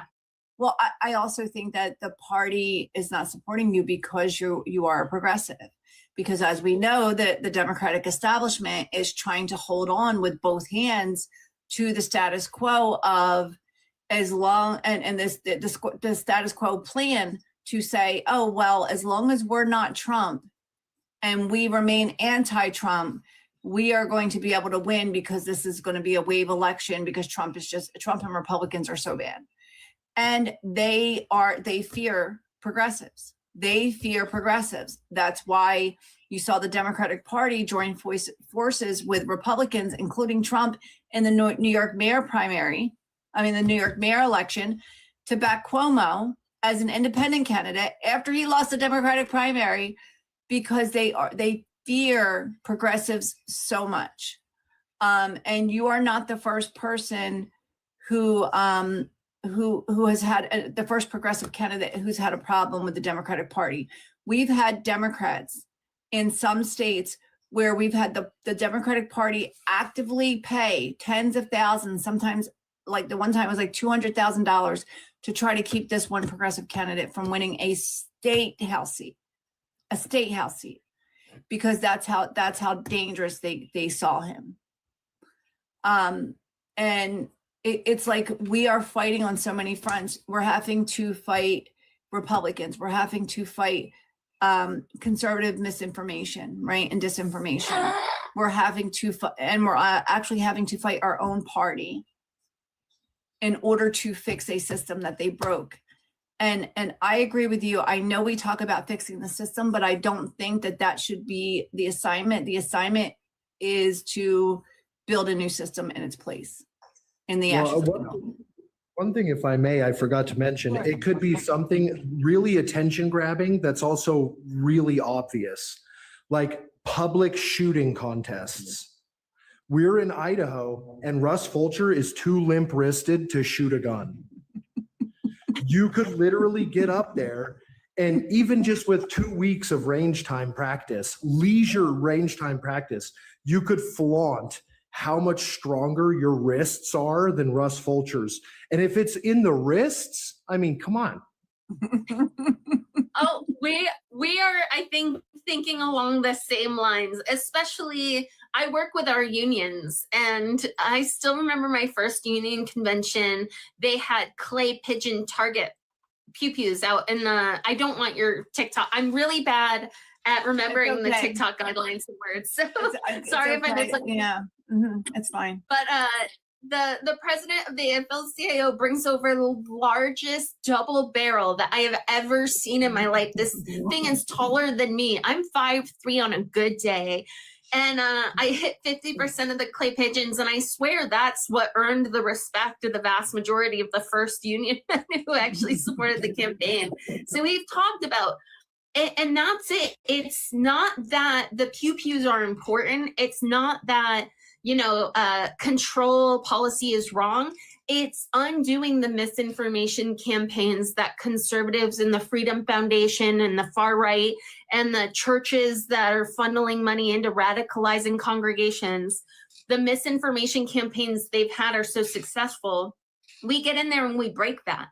We break their stereotype, we break their understanding, we build relationship, and then we introduce super progressive policy as this new idea for rural America, and we bring them on, because what we need is working class people. I really, like, nothing else matters. We need people who understand what it's like to live paycheck to paycheck across this country without healthcare, struggling with public education, struggling to take care of aging relatives, struggling to provide for, like, we need people who understand what life looks like for us in government representing this community. Yes, 100%. I love all of that. And before you hop off, Kaylee, I just want to thank you for coming on and ask you one last question before I have you tell people, like, where they can support you.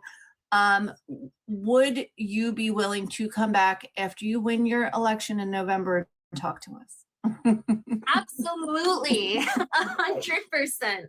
Especially, I mean, if I'm going to be back in DC dealing with politicians all day, I think I might need to get on the live streams and talk to other people to keep my sanity. Oh, but I don't doubt that. I don't doubt that one bit. But yeah, so please tell us, how can we support you?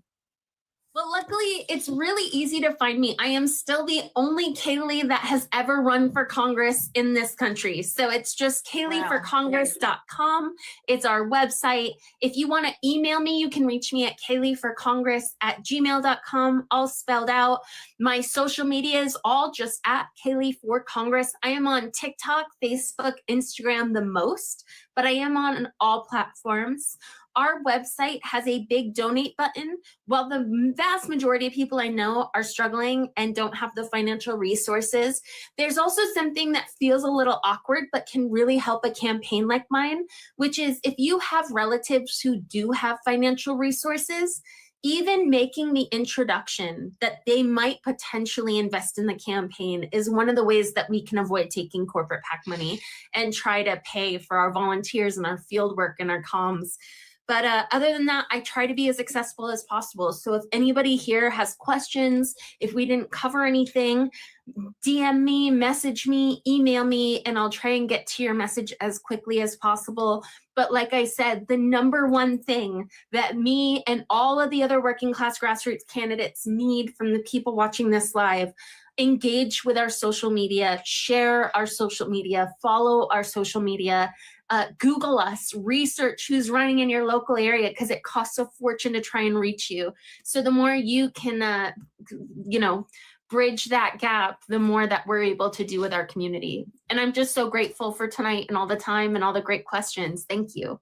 Of course, of course. And please, Kaylee, feel free if at any time you want to come back between now and the election to update us, or to promote something, or to have an ask like, oh, we need to help us raise money, whatever it is.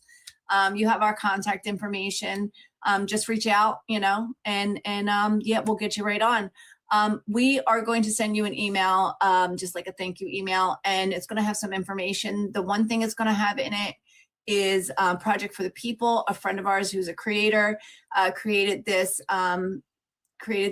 like movement. It really is a movement, and we have people now in all like 48 of the 50 states, and I think 498 counties in the country. It's a movement of people, progressives, right, trying to build community locally, and working together nationally as well, right? So you'll get all the links and all the information and everything. The second person who might reach out is our friend Lance. He was just through here a while ago. I was trying to help him bring him up, but Lance and a friend of his is working on a project to specifically help progressive candidates like yourself. So he's going to be, getting in touch to talk to you about that. So just wanted to give you a heads up. Lance Duran. So look for a email or a DM or whatever from him. So thank you so much for being here. And we are really sorry about your loss and all the things that you're dealing with on top of, life and your campaign and everything. So.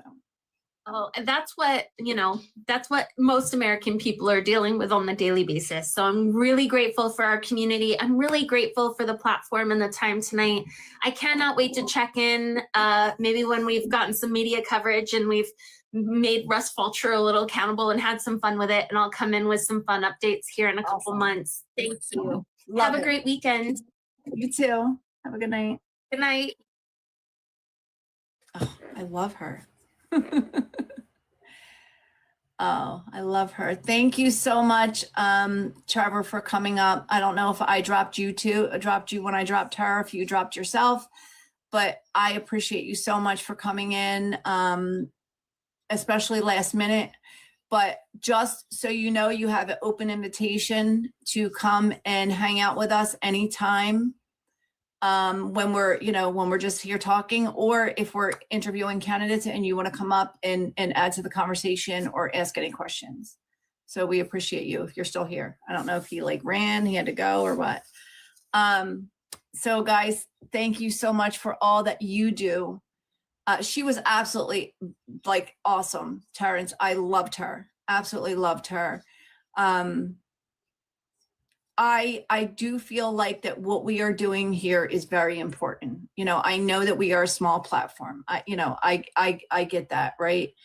And, we are slowly building, but I do feel like what we're doing here to support and prop up and showcase progressive candidates is so important, because this is what people do, right? They don't pay attention to the primaries. They don't pay attention. And then they complain when it comes to the general election because they don't have a candidate that, closely aligns with their values and their beliefs, right? And then we have somebody who is so brilliant like Kaylee, and she can't get the media attention that she deserves as a candidate, a candidate. She is a nominee. She is the Democratic nominee for Idaho's 1st congressional district, and she cannot even get the Democratic Party to lift a finger to help her with a little bit of money, or to help her with some, that they have some connections that they could reach out to the local media.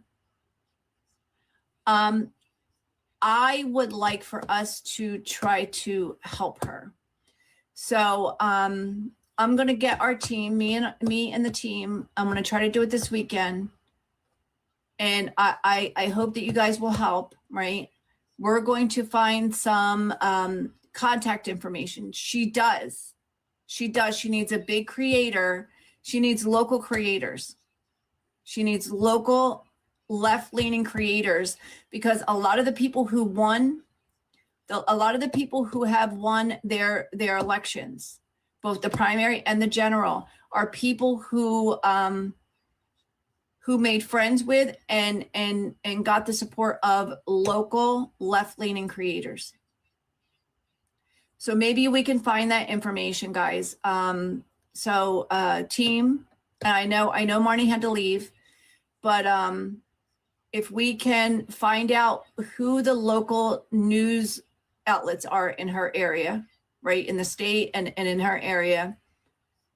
And what was the other thing? I forgot it that fast. See, my brain is just fried from work, guys. Frick. What was I just talking about? What was the other thing that I just said before? Looking at that, I said I was gonna have the team. Guys, I need to get off of here because I'm freaking fried. Let's see. Reach out to, creators, right? Thank you, Tammy. Tammy is freaking on this shit. So we're gonna try to find creators in Idaho. Yes, creators in Idaho. Influence, yes, Lavonda. I'm part of Idaho 1, and the Northern Panhandle is covered by Spokane, Washington news stations. That's so good to know, Rebecca. Thank you. That is crucial information. Okay, so covered by Spokane, Washington news stations. Awesome. Okay, so don't just look at media. Like, I guess we got to find like who covers like that part of Idaho. That's such a good freaking. That's so important, Rebecca. Thank you. It's so like I didn't even think of that. So who covers Idaho District 1, right? And like the whole state of Idaho too, because if you think about it, like people in the state are going to want to support, like even if they just do a $10 thing, right? They're going to want to support progressive candidates in the state because they understand, like, even though she represents Idaho 1, she's going to be in Congress. So she's going to make decisions for everyone, right? People, all across the country. Her decisions will affect us all. So in a sense, she is going to represent everyone in this country. Idaho creators, news people, news networks, also in the Spokane, Washington, like network area, media cover area, or whatever the heck it's called. Yeah, guys, brain is absolutely fried. It's the end of the week. It's Friday. Work has been working like you wouldn't believe. It's just been absolutely insane. But I do, my computer was not plugged in and it just tried to die on me.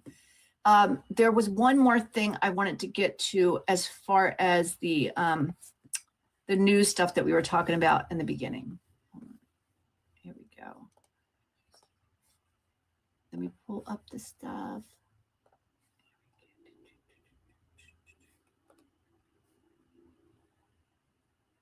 Oh, Jamie Raskin, who is a Democrat in Congress,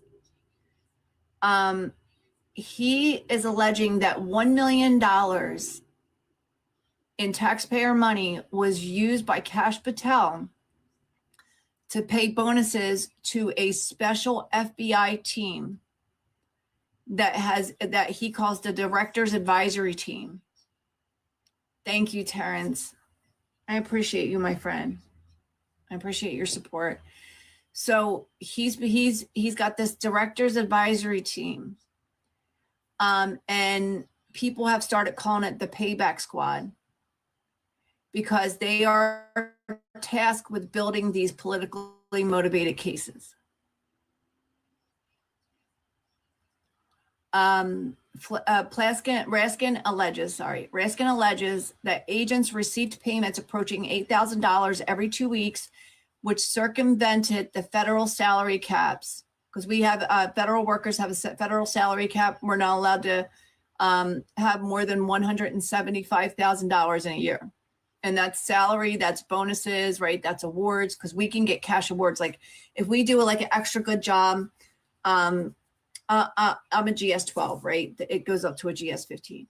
So I'm a GS 12, and the most I've ever gotten for one award was $500, right? And then it takes taxes out of that. But that's the most I've ever gotten. So, and that's actually towards the high end of an award.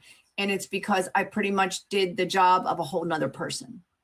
And if you guys know anything about the studies, that's, you know, like the evaluations that have happened in recent years of the federal workforce, they say that we are already doing the job of 2 to 3 people in the private sector. So yeah, so that, you know, it takes a lot to get a cash award. These people were getting $8,000 every 2 weeks. So in addition to their regular salary, they were getting an extra $8,000. $8,000, so $16,000 a month. Some of the recipients got a total of $40,000. And other payments were bouncing back from exhausted accounts. Like they were getting so much money that their bank account, like their bank literally were bouncing the payments back because there's a limit on how much deposit you can get in a short amount of time.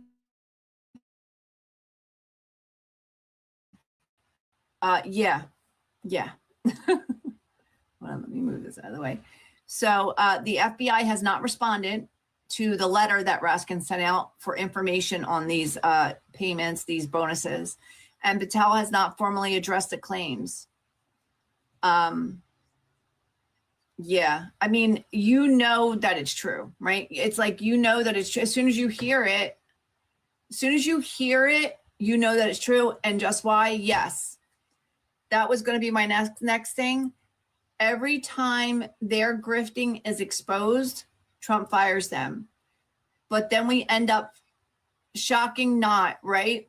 Yeah. Oh, look at this. I forgot my pearls again, and now I have no pearls to clutch. So yeah, anyway, every time their grifting is exposed, they get fired. And then we find out a couple weeks later that, oh, actually Trump was involved in the grifting and told them to do the grifting. Right? Like we found out with Corey Lewandowski and Kristi Noem, who was caught grifting millions and millions and millions and millions of dollars, hundreds of millions of dollars in taxpayer money that was given to the Department of Homeland Security in the One Big Beautiful Bill, mostly for detainment centers, right? And we're like, why do you need that much money for detainment centers if the idea is to deport people, right? Like that does not make any sense. And then we find out that the money that was being used for detainment centers was actually being funneled to Trump's buddies and even his sons, whose companies, hey, Yari, whose companies were holding on to real estate that they were that they couldn't unload, right? They couldn't do anything with, they couldn't rent it out. It was just costing them money to keep security on it and all this stuff. They couldn't unload it. So what they did was they got the US government, the Department of Homeland Security, paid sometimes 2 to 3 to 4 times what the building was worth. Like one building was worth 14 million and they paid 120 million. 120 million for it. Right? And taxpayer money. It's like they couldn't sell it. The company couldn't sell it for 14 million, but we paid them 120 million for it. And then what happened after the fact is Corey Lewandowski went to them and was like, yeah, we gave you all that extra money and we want some of that back, obviously, right? We did that to funnel that money outside the treasury so we could get our hands on it. So pay up. And they actually went to Geo Group and Core Civic beforehand and said, hey, you want some of this money? If you want some of this money, we'll buy a couple of your detainment facilities off of you for double, triple, quadruple what it's actually worth. and then you just have to give us some of the money back, kickback. And Core Civic and Geo Group actually told on them. Yeah. See, the thing is, though, they didn't realize that Trump was involved, which is, we didn't know that, they didn't know that Trump was involved, because I believe if they did know, they wouldn't have done it. I really do. I don't think that they would have if they knew Trump was involved. And we found that out a couple of weeks later, that this was all done as favors to Trump's buddies. And that once Corey Lewandowski and Kristi Noem were told to do this for Trump's buddies, and Trump, right, they wanted to get in on it themselves. And so that's why they went to Core Civic and Geo Group to try to use the same plot, use the same type of corruption, the same scheme for their own selves. And then they got caught, right? They got caught before Trump got caught, and Trump cut them loose immediately. And I actually think Trump cut them loose, not because they were caught being corrupt, because they were caught being corrupt behind his back without asking him and without cutting him in, right? Because they were trying to get the money for themselves, and they didn't tell Trump they were doing that part of it for themselves. So they were cutting him out of the deal. And to him, disloyalty is like the worst possible thing, and especially cutting him out of a deal where he's going to get money. Oh, that's a no-no. And with Trump, you guys know, loyalty only goes one way. Hey, Penny. Welcome in, guys. I guess Danny is jumped off for tonight. Thank you guys for the raid of sorts. Appreciate you guys coming in. We just interviewed Kaylee Jade Peterson of Idaho's 1st District. She's absolutely an amazing progressive candidate. She already won her primary, so she's going up against the Republican. This is her 2nd time. She actually went up against him in 2024. But, the electorate is changing a whole lot. And she said she's actually making inroads with Republicans in her area, because they are so done with the Republican Party and so done with Trump. So, yeah, we're really rooting for her. Yeah, Gio. If you guys want to see it, it's over on the tube. It's over on the tube of you. Yeah, we're also going to try to, I'm going to try to get it set up this week, guys, to also go live on Instagram and Facebook at the same time that we're on TikTok and Tube of You.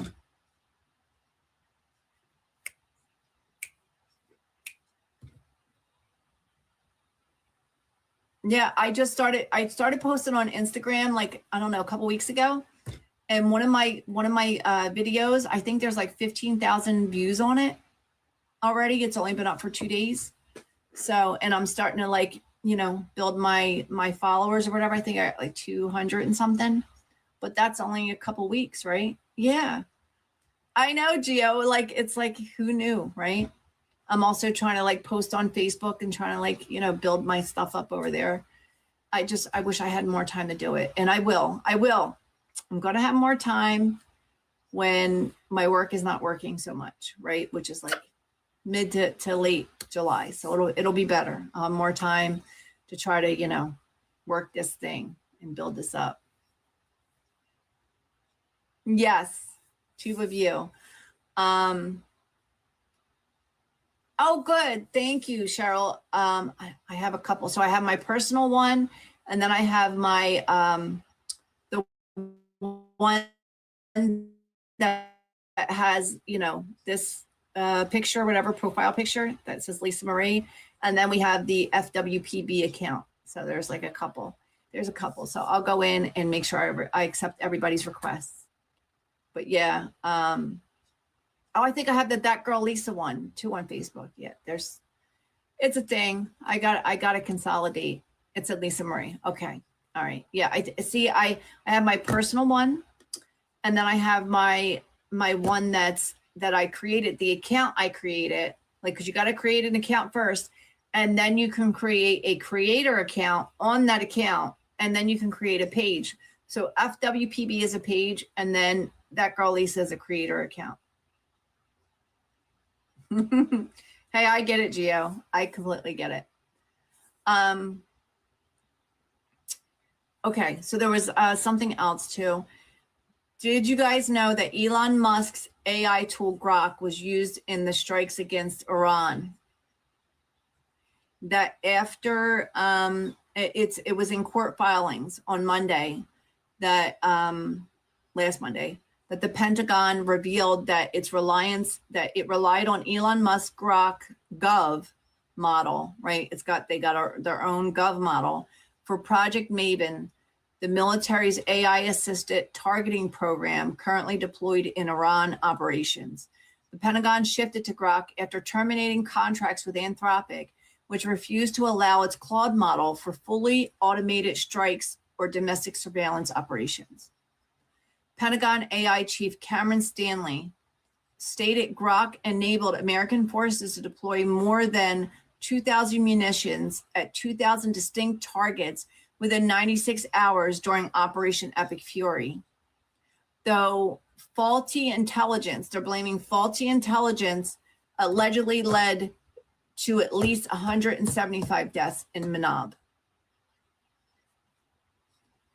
The government is arguing that the case is threatening national security. The Department of Justice is asking a Mississippi judge to dismiss the NWACP's lawsuit that claims Musk's XAI operates at least 57 turbines without Clean Air Act permits. So he's violating rules. Share responsibly on live, confirm sources before sharing and engaging with content. Are you fucking kidding me?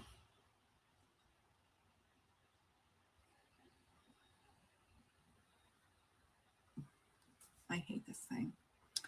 Several Democrats in Congress. So what they took him to court. They took Elon Musk to court because they say it pretty much his data centers are violating the Clean Air Act, right? And the government is arguing, the Department of Justice is arguing that the judge should dismiss the case because it's threatening national security because of the exposure during, during court filings. They have to file all this discovery stuff, all this information about Elon Musk's activities and what the data center is being used for. Might help to state your sources. Oh, I'm reading from, hold on. I do not know. Bear sent me this. I believe it is Ground News. I believe it's Ground News. She gets a lot of her stuff from Ground News. So TikTok, this is Ground News, and this is about court filings, right? This is court filings. So several Democrats in Congress, including Senator Kirsten Gillibrand, which I don't like, but whatever, are proposing legislation to restrict military AI use and ensure that human commanders maintain control over life and death decisions, citing concerns about the Pentagon's deployment of powerful AI without common sense guardrails. So I don't like her, but I actually agree with that. Oh, Luigi Mangione will assert psychiatric defense in murder case in United Healthcare CEO's killing. Luigi Mangione will mount a psychiatric defense at his state murder trial for the December 2024 unaliving of United Healthcare CEO Brian Thompson, a Manhattan judge. Sorry, people are trying to get me. The defense intends to prove extreme emotional disturbance, arguing that Mangione was suffering severely at the time of the shooting. If successful, the strategy could reduce his conviction to manslaughter or divert him to a psychiatric treatment facility instead of prison. The decision follows a secret hearing held 2 weeks ago at the request of the defense, the records of which Judge Gregory Caro now plans to unseal since the legal strategy has been formalized. Mangione's attorneys strongly objected to unsealing the records, warning that they exposing the psychiatric strategy could heavily prejudice his concurrent federal stalking case, which covers the exact same facts, because a mental health defense will not be legally available to him in federal court. The state murder trial is scheduled to begin on September 8th, followed by his federal trial on October 13th, with prosecutors recently securing the right to introduce key evidence, including a 3D printed pistol and a notebook railing against the healthcare insurance cartel. So what this is, right, is the takeaway from this is that both the state and federal government charged him. So the federal government charged him with federal stalking, right? And the state is charging him with the murder. But they're throwing the book at him to set an example. They want to make an example out of him. Like, oh, whoa, whoa, whoa. We don't want to set a precedent of people taking out healthcare CEOs and corporate CEOs and the upper class and getting away with it, right? So they want 2 bites at the apple, and they want to make sure that he is in jail for the rest of his life. And that's why they charged him with both things. And he is not going to be able to mount a psychiatric, defense in federal court because, for the stalking charge, because you can't, because of the rules, right? Federal rules. He can't claim, I was, psychologically disturbed and that's why I did the stalking. So there's that. But I actually hope that this works, because I do believe that his desperation that was caused by United Healthcare, made him crazy. I think it made him crack, because just trying to deal with the health insurance industry, with getting regular treatment, with just getting tests done that you need, is enough to drive you crazy. So this guy was in pain for decades and went to so many doctors, right? And was dealing with the health insurance company for decades. Update on Luigi. Okay. Got you, hon. Got you. Okay, Farah just sent me something. Oh, this is interesting, guys. Okay. So Luigi Mangione just withdrew his plans to use psychiatric defense in state murder case. The plot thickens. Luigi Mangione's defense team withdrew plans to pursue a psychiatric defense in New York State for, Brian Thompson. Mangione's attorneys said exposing the psychiatric defense strategy would prejudice his upcoming federal case on the same facts. If the psychiatric defense was successful, Mangione's murder charge could be reduced to manslaughter with a shorter prison sentence. Okay. So I understand what they're saying, but I still feel like that they should have kept that strategy. I really do. Thank you for sending that.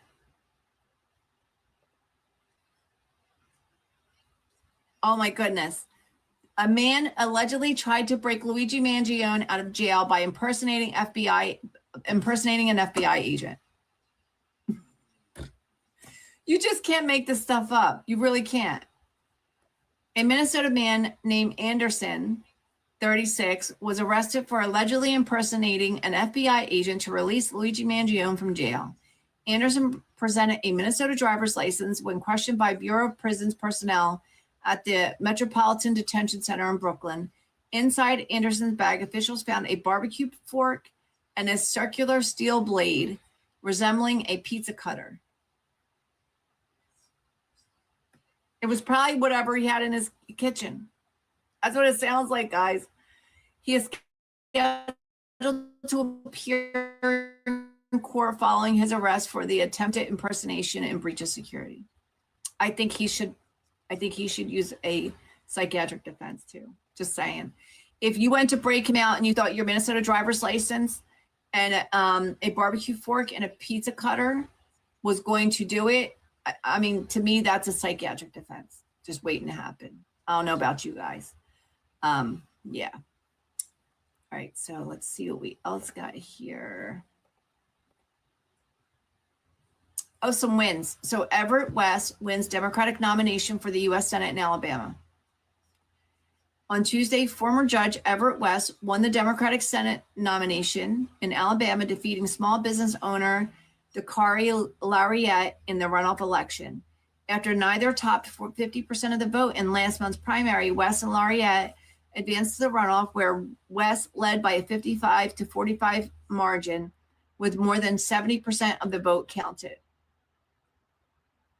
The Associated Press reported West is a civil rights advocate and managing partner of the West law firm, while Lariat was an entrepreneur, prioritized healthcare reform and educational improvements. West will face Republican Barry Moore in the general election, who defeated former Navy SEAL sniper Jarrett Hudson on Tuesday with President Donald Trump's backing. Alabama remains a solidly red state, positioning West as the underdog, but a reminder that in the last time that Donald Trump was in office, Roy Moore was the Republican, and he was as MAGA could be. And Doug Jones actually beat him. So Alabama had a Democratic senator for a couple of years. Doug Jones was finishing out a term of a senator that I think had either passed away or Trump appointed him to the cabinet. Yes, you remember, right, Gio? So Roy Moore, guys, if you don't remember Roy Moore back in 2017, he would wear the cowboy hat and rode a horse in, everywhere around Alabama.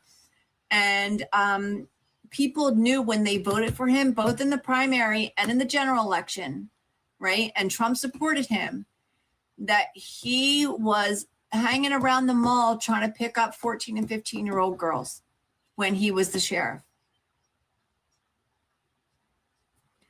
And that there was some allegations that he actually did stuff with teenagers when he was a little bit younger, but still a grown-ass man. And people still voted for him. But it was very much like the situation now, except the situation now is far and away a lot worse. But in 2017, this was like a year, like a year after Trump took office. So Trump took office in January 20th, right? 2017. And then this election happened that same year in November. And by then, people were already done with Trump shit, like they are now. And then he backed Roy Moore. Roy Moore turned out to be the worst credent that you could, find. And the people of Alabama were embarrassed, absolutely freaking embarrassed that he was even trying to represent them. And they went out and voted for a Democrat. So even though this is he's an underdog, don't count it out. We could see another Democratic senator. Let's see. Democratic Socialist Janice Louis George surges ahead in high-stakes DC mayoral primary. Council member Janice Louis George was leading. She already won. She already won. I know she did. Okay, so blah, blah, blah, blah, blah. Washington. So Washington, D.C. is utilizes ranked choice voting for the first time, requiring support from lower performing candidates to be reallocated if no candidate secures a majority. So in ranked choice, you vote for your first choice, and then your second choice, and then your third choice. And if your first choice isn't among the top two, then your second choice vote counts, right? What? How does she spell her name? Oh, Janeese.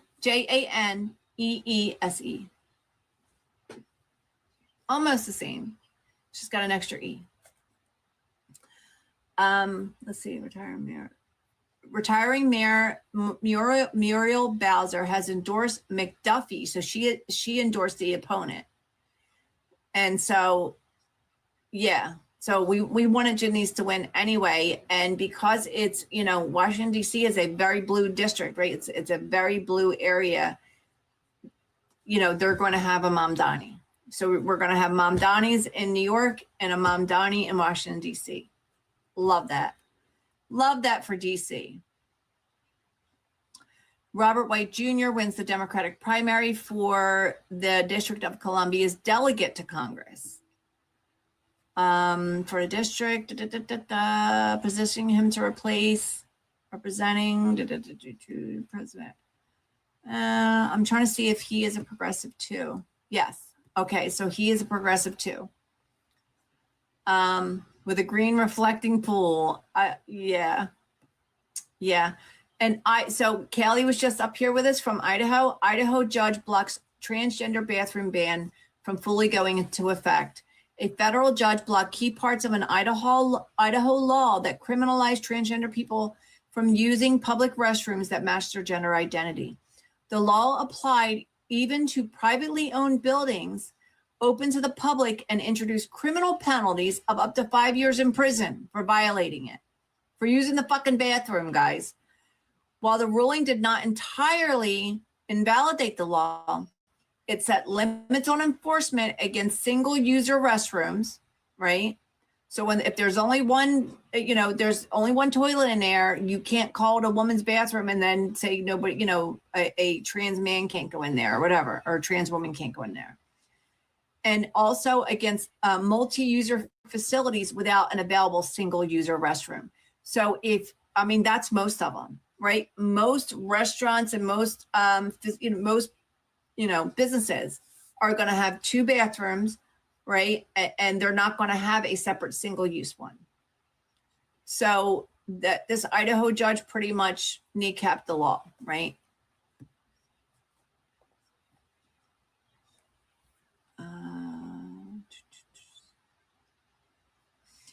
The federal government seeks to halt the first U.S. reparations program for Black people. And this kind of plays into what we were talking about in the beginning before the interview, right? About this idea, this new way that the Conservative Party has sought to try to prevent us from addressing racial inequalities in the past and racial injustices in the past by saying, oh no, we don't need that stuff anymore. Right? We don't need that stuff anymore because racism doesn't exist anymore and everything's fair and equitable. And we're just going to go on like we are from now, from here on out. But by saying that any attempt to address racial inequalities is racist and discriminatory in and of itself and anti-constitutional. That's their argument, right? And so they are trying to stop this new program in Evanston, right? It's a reparations program for Black residents, and they argue that the Department of Justice is arguing that it violates the Constitution and federal housing law. The program was to provide benefits to Black individuals who lived in Evanston during a certain period and their descendants, which federal officials contend unlawfully distributes public benefits based on race and ancestry. The Justice Department alleges the program violates the Equal Protection Clause by providing benefits based on race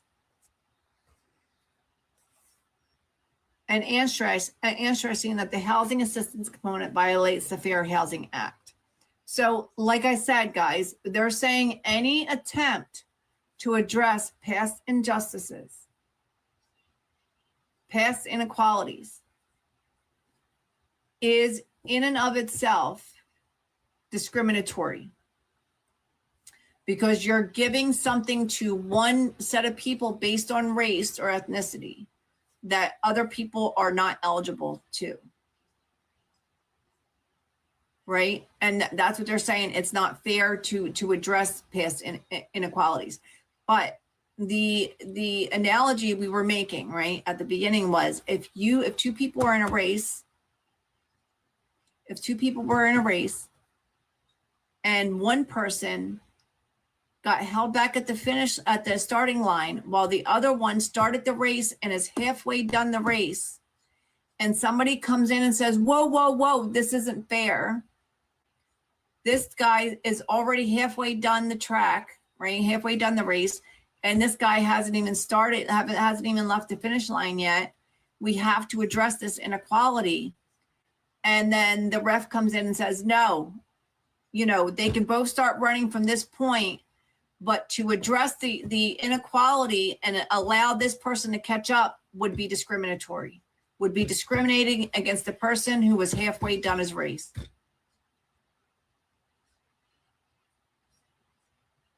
That's their argument.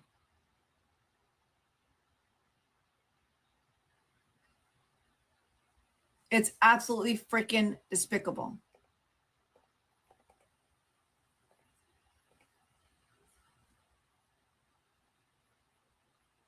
Okay, so Farah just sent me another one. Kash Patel compromised investigation of terror plot at White House UFC event. On Tuesday, FBI Director Kash Patel announced that federal authorities thwarted an alleged drone and sniper attack against the UFC Freedom 250 event held on the White House grounds. The Secret Service criticized the premature disclosure, stating the agency led the investigation and required operational secrecy to dismantle the alleged network of plotters before suspects fled. While 5 men now face charges, federal authorities intended to question at least 10 additional individuals before the public announcement jeopardized the active covert investigation. Deputy Director Matthew Quinn confirmed the operation remains active, with suspects still evading authorities, illustrating deep friction between the FBI and Secret Service during protective missions. Critics point to Patel's record of risky public disclosures, echoing Democratic Senator Dick Durbin's September 2025 reprimand when Patel falsely claimed that an arrest in the Charlie Kirk assassination case.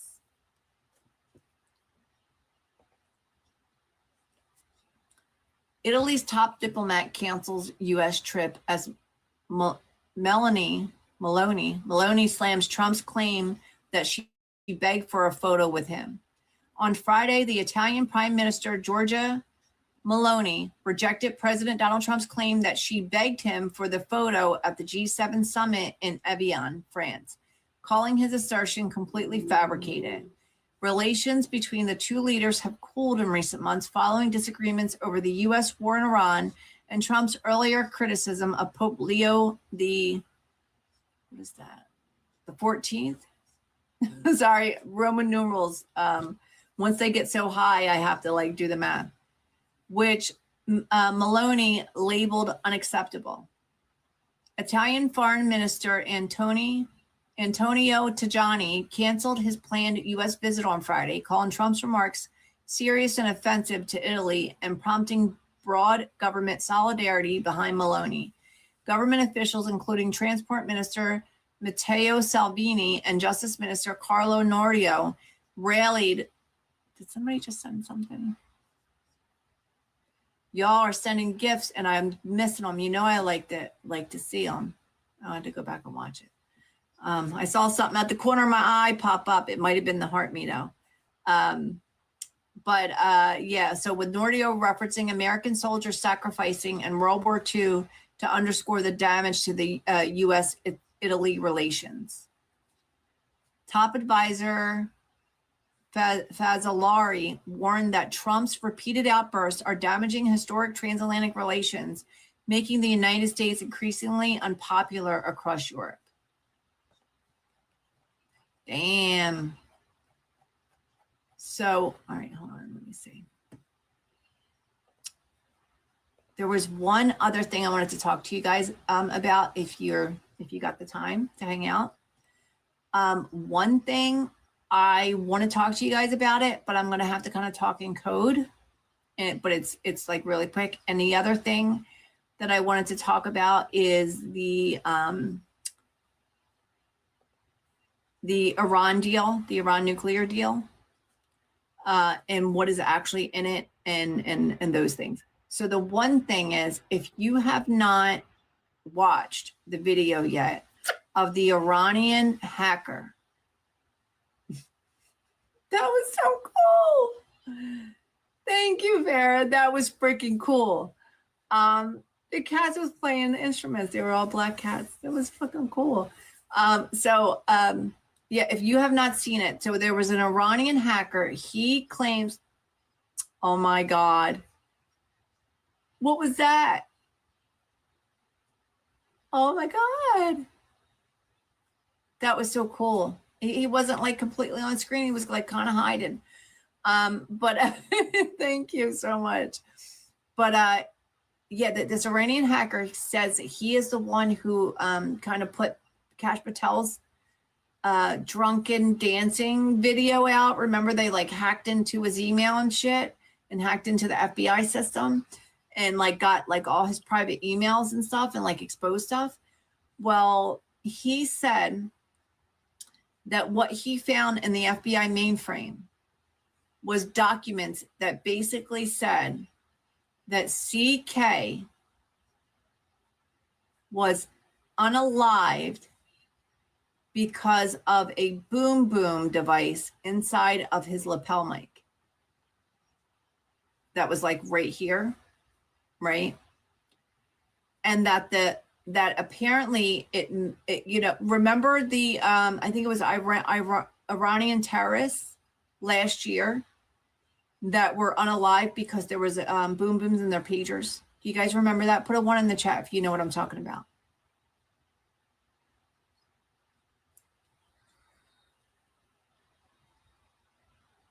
Put a 1 in the chat if you guys remember what I'm talking about. The Iranian terrorist organization and Israel, Mossad, right, bragged that they had put boom boom devices inside their pagers. And it was like all over the news for like a couple weeks.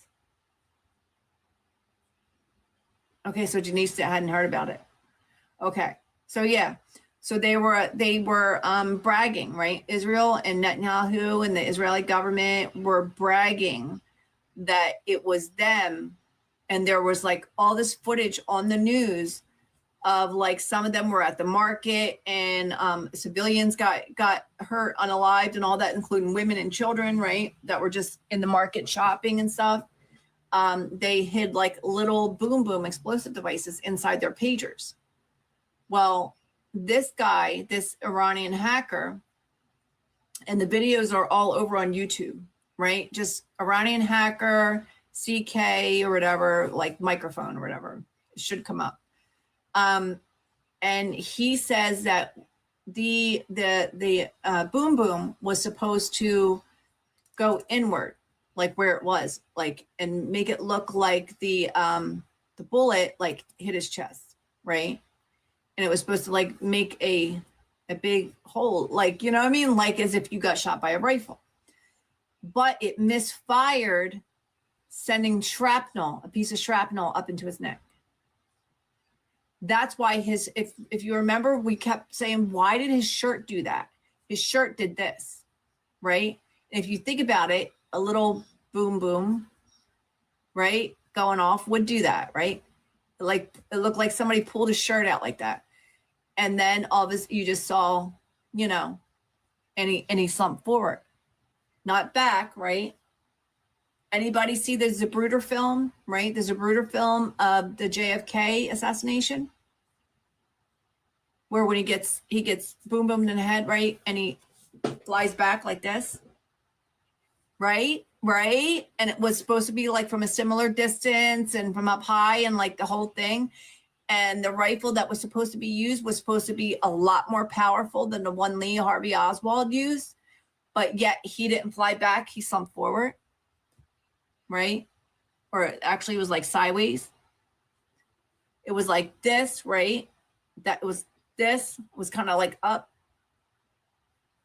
Right? Boom, right? Think about it, boom. And his shirt going, right, from the explosion. Because think about it, if it misfired, sending shrapnel, the piece of shrapnel would have hit the shirt too. It would have like puffed out the shirt, kind of hit the shirt, rippled it, and went up. And then, right? It makes so much sense. They also said that the reason why they were out there 24 hours later ripping up the concrete was because there was little pieces of the microphone and the little pieces of the boom boom that had embedded itself into the surrounding concrete. Right? And they had sent a team out there to dig it up, not just the concrete, but 10 inches of the soil underneath the concrete. And immediately, like it was like within a couple of days, called a local concrete laying person or like landscaping person out to put like fill in the dirt with brand new dirt and put pavers out. I think it was within 5 days.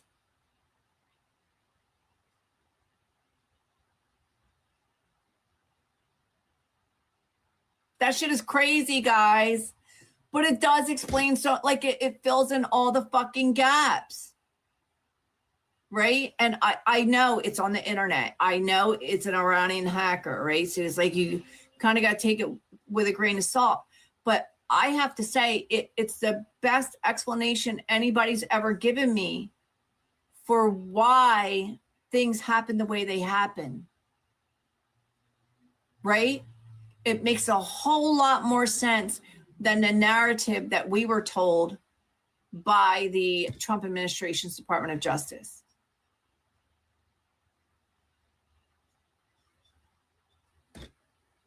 And it kind of lends more credence to it being, Izzy. Just saying. Okay.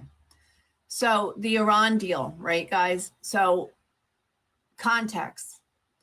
The JCPOA, right, limited the amount of nuclear material Iran could have to what it would need for electricity and stuff like that, and provided a framework to hold them accountable by making sure that there were inspections, right, by multiple different countries, and, experts who would know what to look for and everything, and that they could not restrict these other countries from looking anywhere they wanted to look.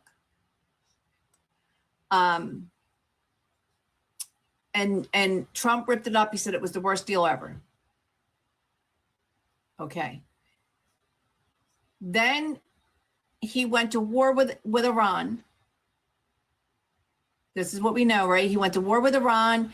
He said he was going to obliterate them. He said they are not going to keep any of the nuclear material.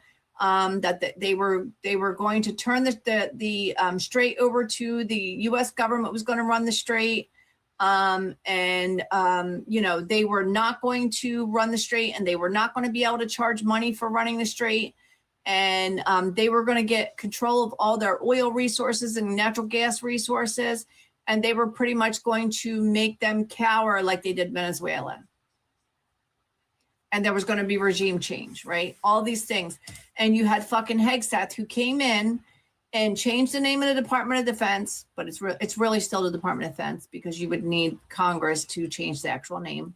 Started calling it the Department of War, start calling people war fighters, saying that it was going to be a different kind of military, that they were going to kick ass and take names. They were going to be the strongest fighting force ever, ever, ever, right? You had all this fucking bravado bullshit right before and the start of this war. And now this is the agreement we got, guys. Now it's the Department of Surrender. Thank you to Trill. Thank you, my friend. It's the Department of Surrender. So this is what Iran agreed to. They're going to stop fighting the United States and its allies. They're going to reopen the Strait of Hormuz to commercial shipping and allow ships to pass safely for like 60 days. Right? For 60 days, free of charge. But then they might actually want to start charging a fee for the ships to go through in order to try to recoup the money that they lost from this war. So that might happen. They will not build any nuclear weapons, and they will negotiate what happens to the enriched uranium stockpile, right, that they have. They're going to negotiate that. They're going to freeze their nuclear program right where it is while negotiations continue. So that's not even a given, right? They're just going to freeze it for now where it is, but they're not going to go backwards and like destroy like the work they have done so far. The United States agreed to stop military operations against Iran, begin lifting a naval blockade around Iran. They're not going to impose any new sanctions during the negotiation period. They're going to allow Iranian oil exports again through waivers and licenses, right? So they're going to allow them to actually sell more oil than they were before the war. They're going to release frozen Iranian assets, right? Over $100 billion worth, which is part of what, that's what Trump and the right said was so horrible about what Barack Obama did, right? Remember planes full of cash landing on an Iranian airstrip and all that fucking bullshit, when all Obama did was unfreeze Iranian assets. That's it. Same fucking thing, right? They're going to release frozen Iranian assets. They're going to negotiate the eventual removal of all sanctions on Iran. And they're going to support a large reconstruction and economic development package for Iran that could eventually total or surpass $300 billion.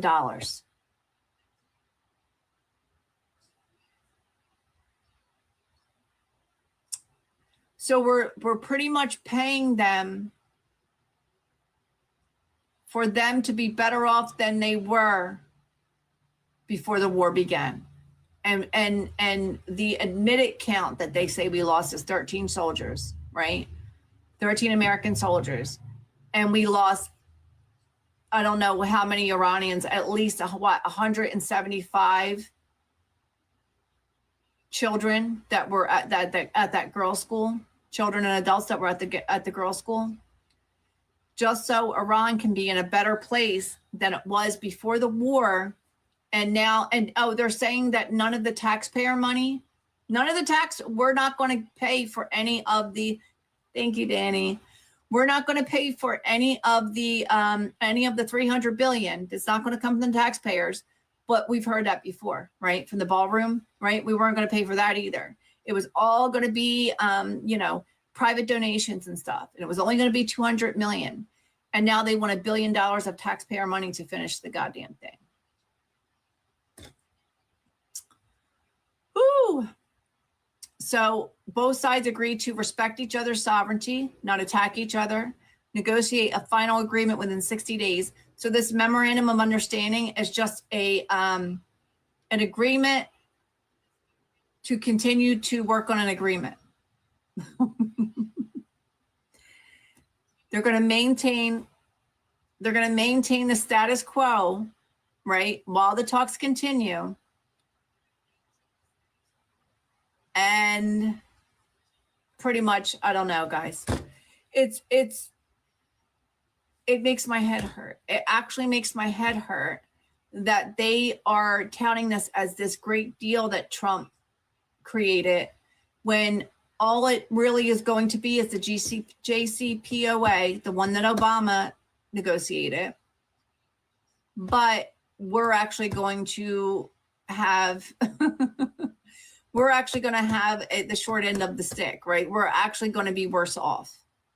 Because like I said, they were like, for the next 60 days, they're going to have the strait's going to be open, and they're not going to charge, right? They're not going to charge ships to come through it.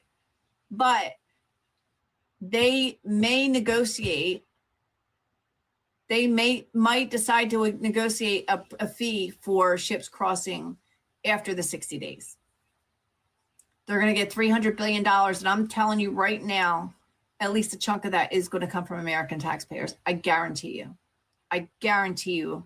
They're saying, oh, it's going to come from the Gulf states. Nope, it'll come from us one way or another. Oh, I love that. Thank you, Cheryl. Hold on. Cheryl said she sent me something comparing the two agreements. Let's take a look at it. Let's take a look at it.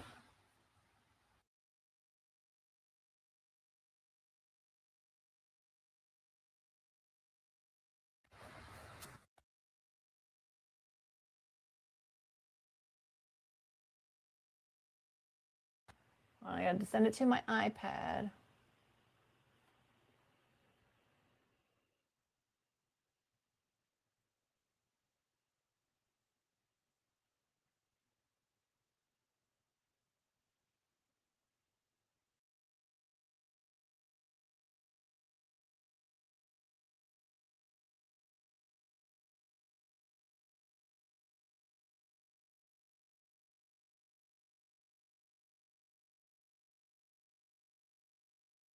to airdrop it to my iPad. Okay. So, okay. Obama's plan unfroze $1.7 billion. Trump's plan unfroze $25 billion of Iranian assets. Iran's uranium stockpile, Obama, 98% reduction. Trump's plan, there's no actual agreement. They said they'll just agree to talk about it. Iran's enrichment program was capped at 3.7% under Obama. Trump, there's no actual agreement. Obama's plan kept a lot of the Iranian sanctions in place. Trump's plan will lift those Iranian sanctions. The Strait of Hormuz. Obama's plan kept it open without restrictions or tolls. Trump's plan will be open with Iran and Oman potentially and possibly eventually controlling the strait and attaching a toll or a fee to each ship that passes it. And to me, that's their soft way of introducing it and getting people used to the idea. And because that's what it's going to be. If Iran is saying that, oh, we might do this in 60 days, that's what was agreed to. American lives lost under Obama's deal, 0. American lives lost under Trump, 15. Americans injured to get the deal, 0 under Obama, 543 under Trump. The direct cost to get the deal was Obama's was just diplomacy. Trump's was over $100 billion, which to me, I saw that it's going to be $300 billion. So let's see. The geopolitical economic impact under Obama was none. Under Trump is going to be greater than C-19. Some additional costs under Obama was millions of dollars in oversight and monitoring. Trump's is more than $300 billion just for the reconstruction alone. The global financial cost to reach the deal, for Obama's, it was minimal. For Trump, $2.2 trillion, because that's what it cost to fight this war over the past couple of weeks. The effect on American wage growth, Obama, none. Trump, it's been set back 1.5 years. So just our modicum, our very minimal wage growth that we were seeing every couple of years, that's been set back by at least 1.5 years. American weapons stockpile, no change under Obama, completely depleted under Trump.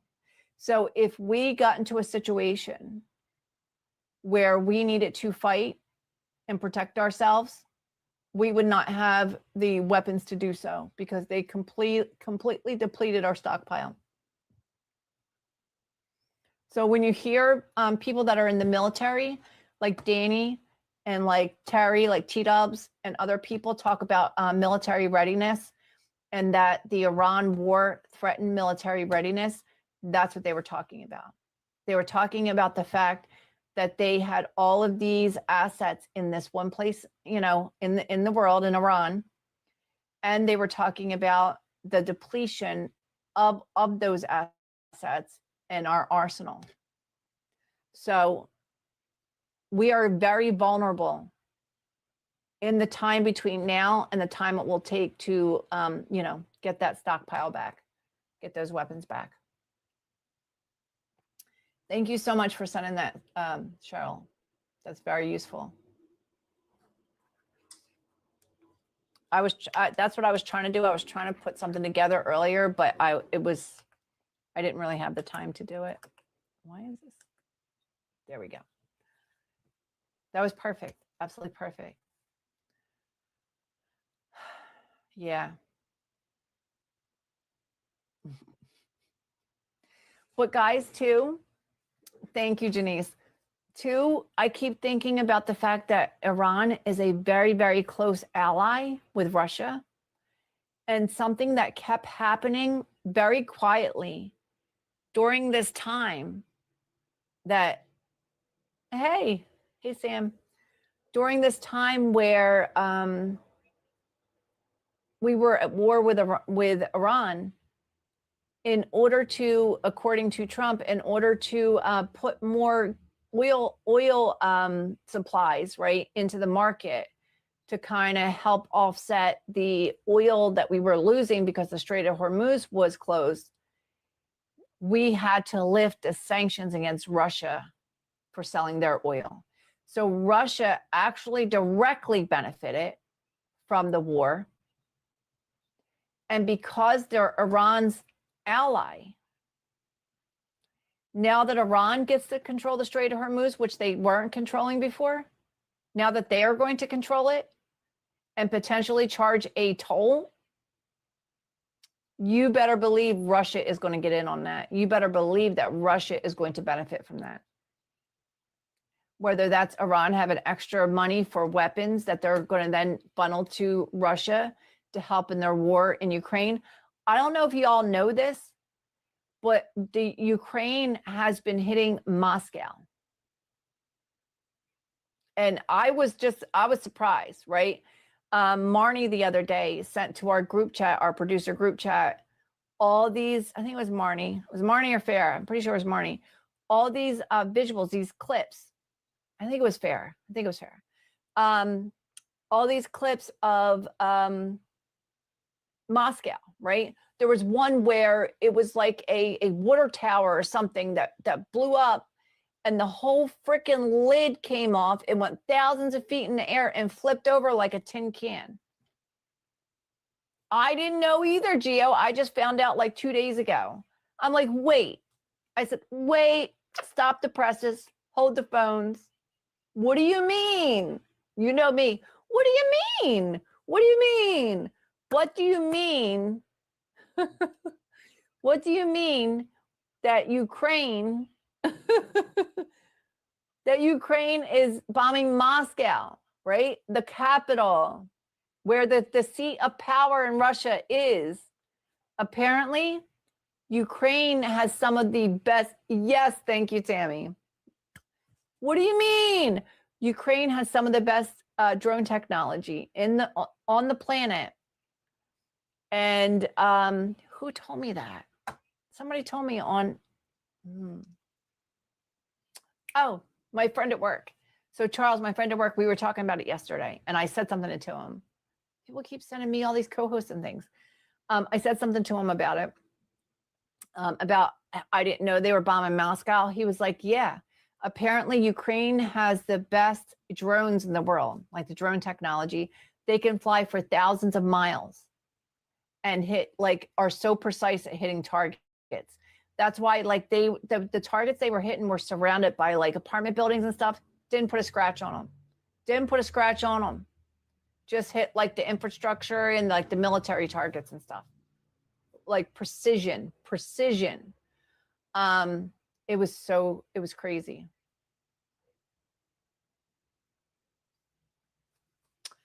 Is that right, Sam? See, did that just happen?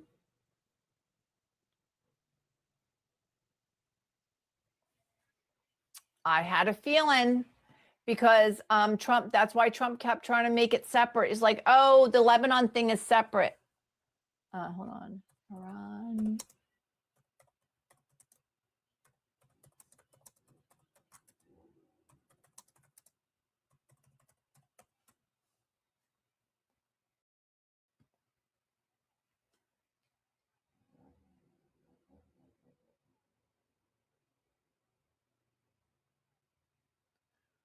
Oh, U.S.-Iran talks abruptly called off after Israel and Hezbollah traded deadly attacks.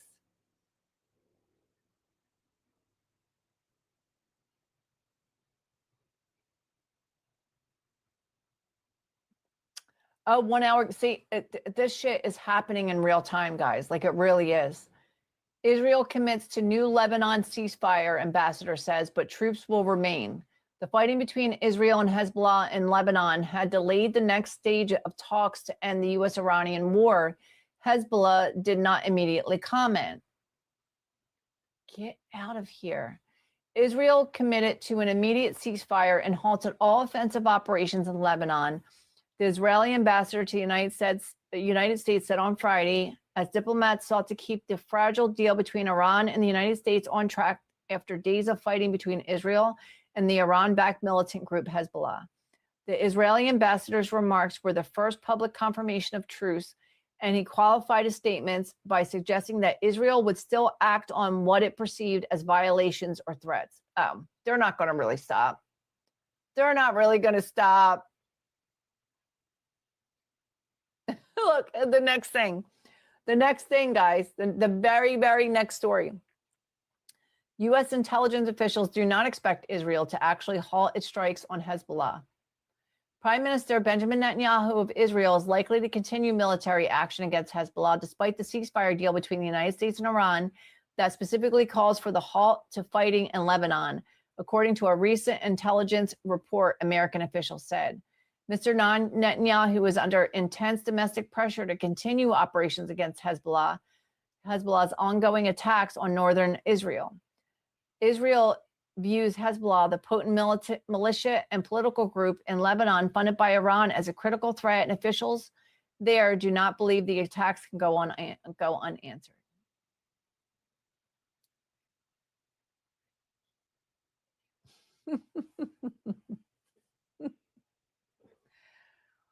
Yeah. So like, this is what our friend DJ K always says, right? Fishnet, no.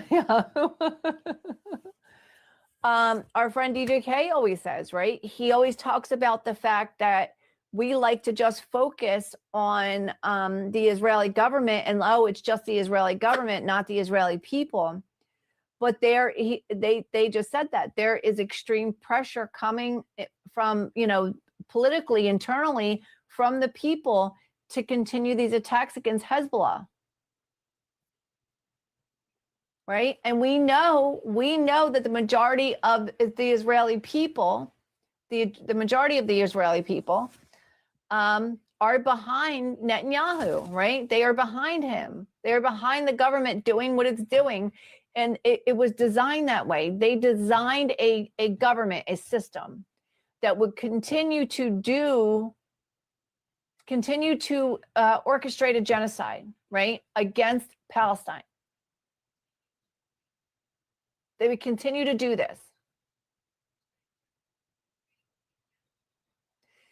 by making them all culpable. That's why they force their children to enlist when they're 18 and serve at least 3 years, so that they're all complicit and culpable in anything that the government decides to do.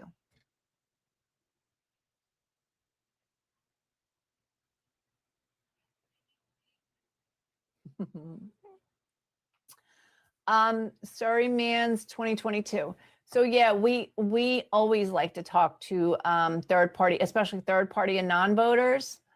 So if you're a third party or non-voter and you would like to come up and talk, just request. That is fun. It is fun. It's hard to get people to come up and talk, but it is fun.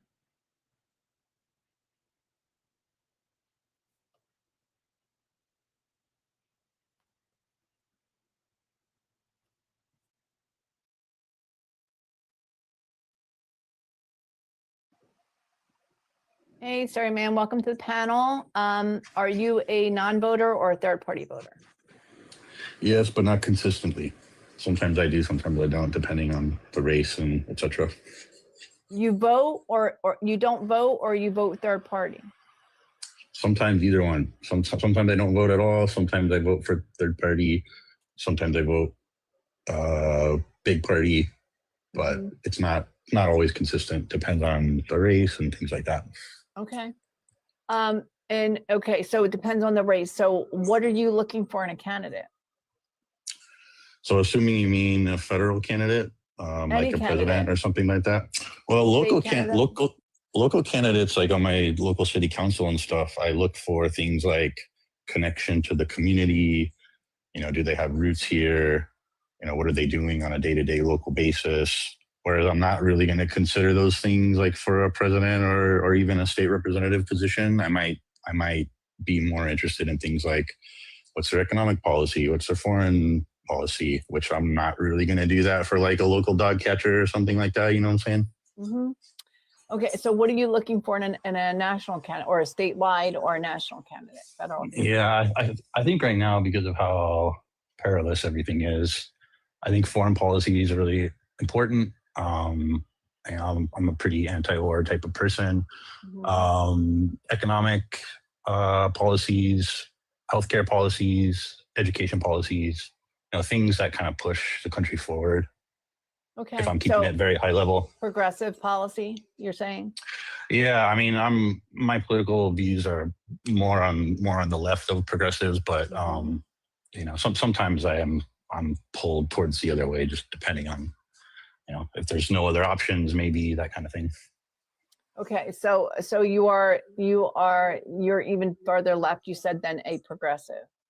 Yeah, I would say, like, if somebody was like forcing me to answer, I would say I'm more on the Marxist side, but maybe sometimes Marxist Leninist, depending, but it depends. Okay.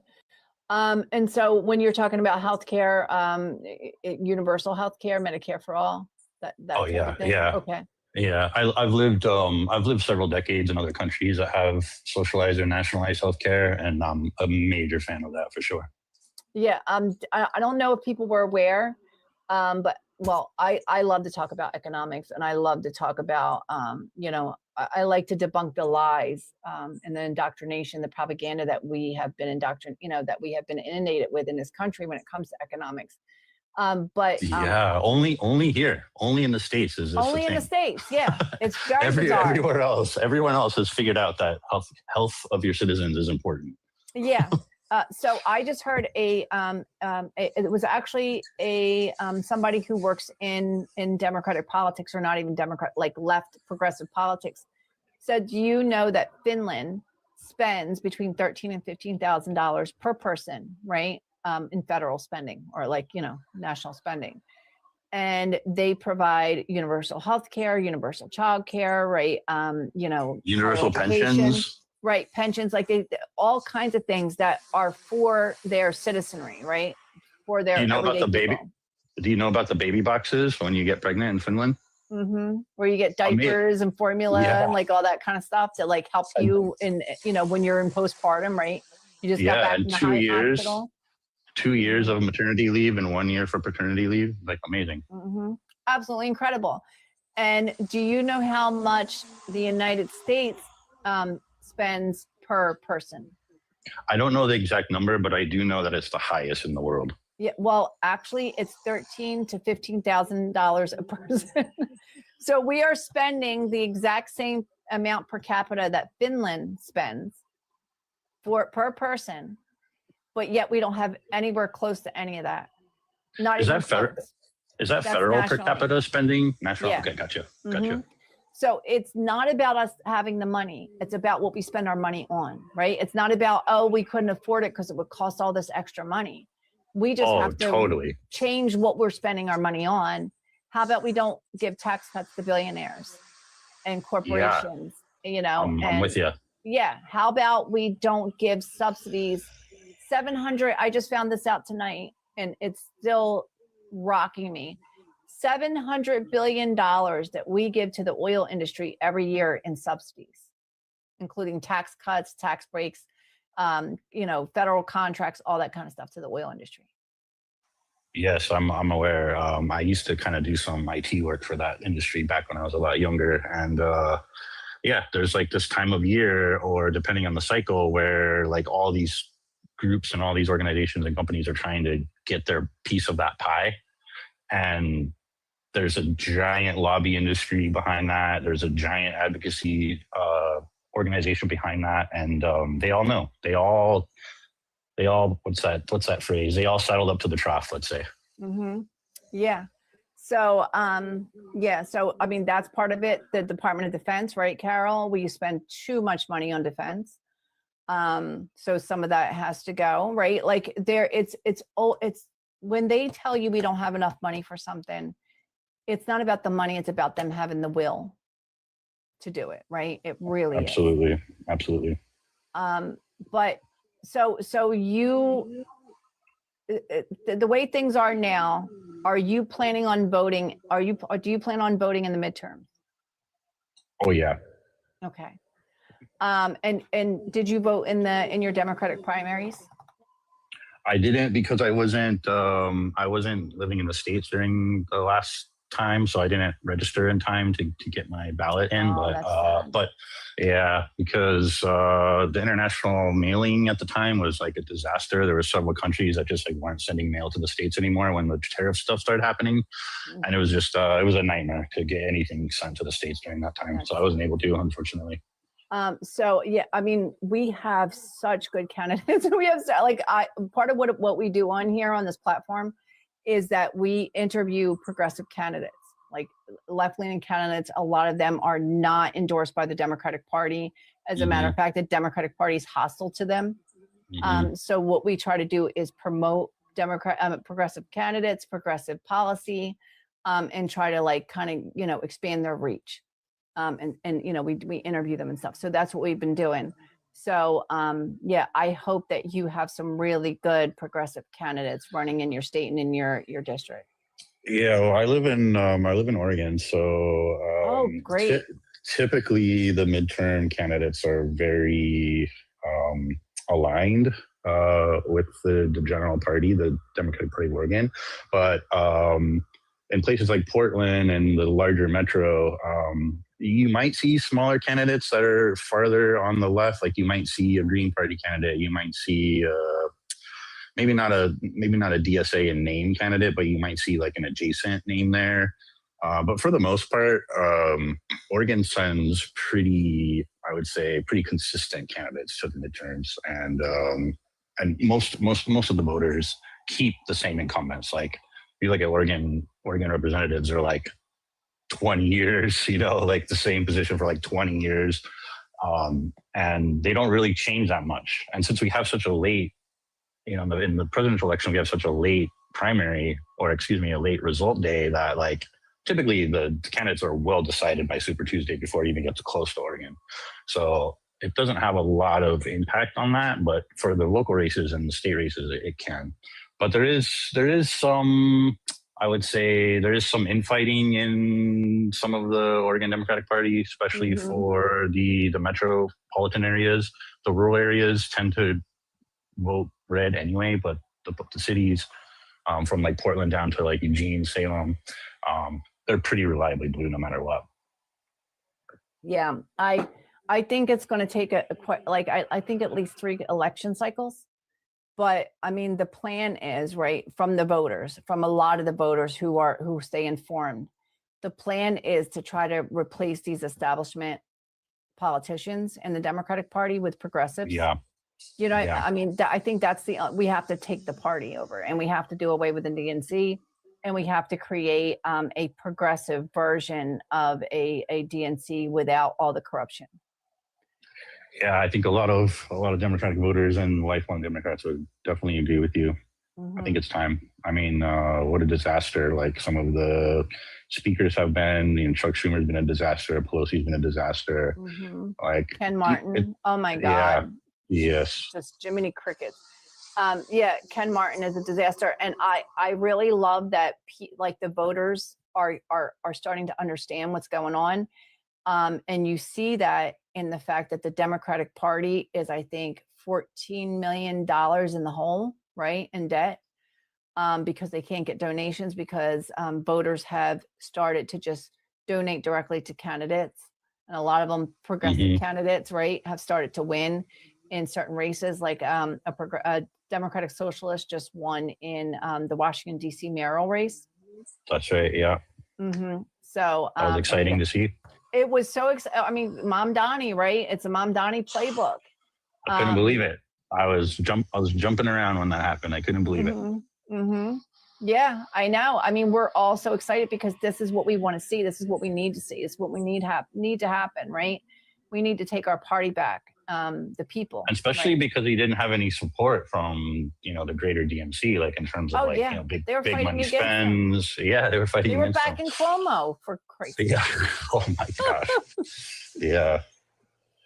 I think New York is such an interesting use case though for that, because it's a big enough city where it can buck those trends, whereas like mid-sized cities have really hard time breaking out of the sort of the two-party dichotomy, not just party, but I mean in sort of ideology. Yeah, no, I agree. And I mean, I do love the fact that they really, I mean, you had the DNC joining forces with the Republicans to prop up Cuomo because they feared Mamdani that much. And exactly what Mamdani is doing is the reason they feared him, because he's showing that it was never about having the money. It was always about having the will. And that's why they feared him so much. And that's why, you know, they're going to fight. They're going to do the same thing in Washington, D.C., even though it's blue as heck, right? There's no way. Once this Democratic Socialist won the Democratic nomination, she's golden. But I guarantee you they're going to work behind the scenes to try to, you know, get the Republican to win. There was I think she was Joe Biden's press secretary, went on Fox News and said that they would rather Susan Collins win in Maine than Graham Plattner win, because he's such a threat to the consultant class, right? It's like they don't understand like the point of politics is win. So like, you know, so I wish the Democrats had a more, and not just broadly speaking, but so many of the party apparatus, which is, yes, as you said, controlled by consultants, like don't the consultants also want to win? Like, isn't it better for your consultant CV to say that you won a bunch of elections than you did a bunch of weird party like shenanigans to get the Republican to win? Yeah, it's so bizarre that those people can stay in the industry with that kind of record. Well, somebody, I watched a video yesterday, a creator posted a video, and he said the reason why that they are doing this, and it seems nonsensical to us, is because those people are not the consultants that the progressives are going to hire. So if progressive candidates start to win en masse, right, and that becomes the new norm for the Democratic Party, they are going to hire consultants that actually care about progressive politics, progressive policy, and that's not them. That's not the political consultant class that we've had for the past couple of decades. So they are literally out of a job. So it's better for them for a Republican to win in order to maintain the status quo within the Democratic Party. Yeah, see, there's been a big disconnect, I think. And that disconnect happens because people grow tired of the same crap. It doesn't matter which way you vote. It seems like you wind up with corrupt politicians on both sides, taking lobbyist money and PAC money and doing the bidding for those people. And so it drove a lot of the voters out. And progressives, well, we don't identify with the Democrats because they're too laissez-faire. They don't do anything. They get in there and they just line the pockets of their donors, just like the Republicans. However, the Republicans are more in your face about it, you know? And it's been equated to being the two wings of a bat. It's the same bat, just two different wings. And I've grown tired of it myself. And of course, like I totally get you, Sam, but this is the thing that we have to understand too, right? When we say they're two wings of the same bird, when it comes to foreign policy, they absolutely fucking are, right? You cannot distinguish them motherfuckers one from the other when it comes to foreign policy. They are in lockstep. But when it comes to domestic policy, and this is just my take on it, like the reasoning behind it, the reason why they are different domestically, the reason why they aren't like putting ice in the streets, and the reason why they're not, cutting Medicaid and food stamps and everything and doing the bidding of millionaires and billionaires in that way is because they still want to be able to look at themselves in the mirror and trick themselves into believing, right? Trick themselves into believing that they're still good people, right? Yeah. They still want to pretend that they're good people. Yeah, and that's the thing. They do that while they still cater to the billionaire class. Yeah, and they just do it in a different way, and not to the extent that Republicans do it, right? Because they're not going to give tax cuts to the rich because they know they're not going to be able to survive that politically. Have you seen the map of the seats in Congress divided up in the colors like Republican and Democrat and Independent? Mhm. And there's a map out there that shows how many on each side are APAC funded Mhm. directly. Mhm. And it is overwhelming on the Mhm. Republican side. Yeah. There's a handful on the Democrat side too, Mhm. but it's overwhelming on the Republican side. I'm Yeah. like, So Jesus. yeah, there's a couple different, so there, I mean, to your point, there's a couple differences, right, between them. Mhm. But yeah, it does depend on the policy, right? Sorry, man. Yeah. It depends on the policy. And it was not all that shocking when I read the news about the fishnets and Yahoo going after Lebanon and destroying the little thing that they were trying to get going, because I fully expected that. That's been the MO. That's the mode of operation that they go through. They don't care what we say. You know, we send them money to pay for their health care, their schools, and all their stuff. And they use it to influence our politicians. They take our arms and they go and do these horrible things to people. And we completely support that. And it doesn't matter who's been in the president's seat, you know. Mhm. So And so I it's said not- foreign policy, they are in lockstep. Yep. And that kind of stuff is just that has put such a poisonous air for our country out in the greater world, you know. And with this administration especially, that has become very poignant.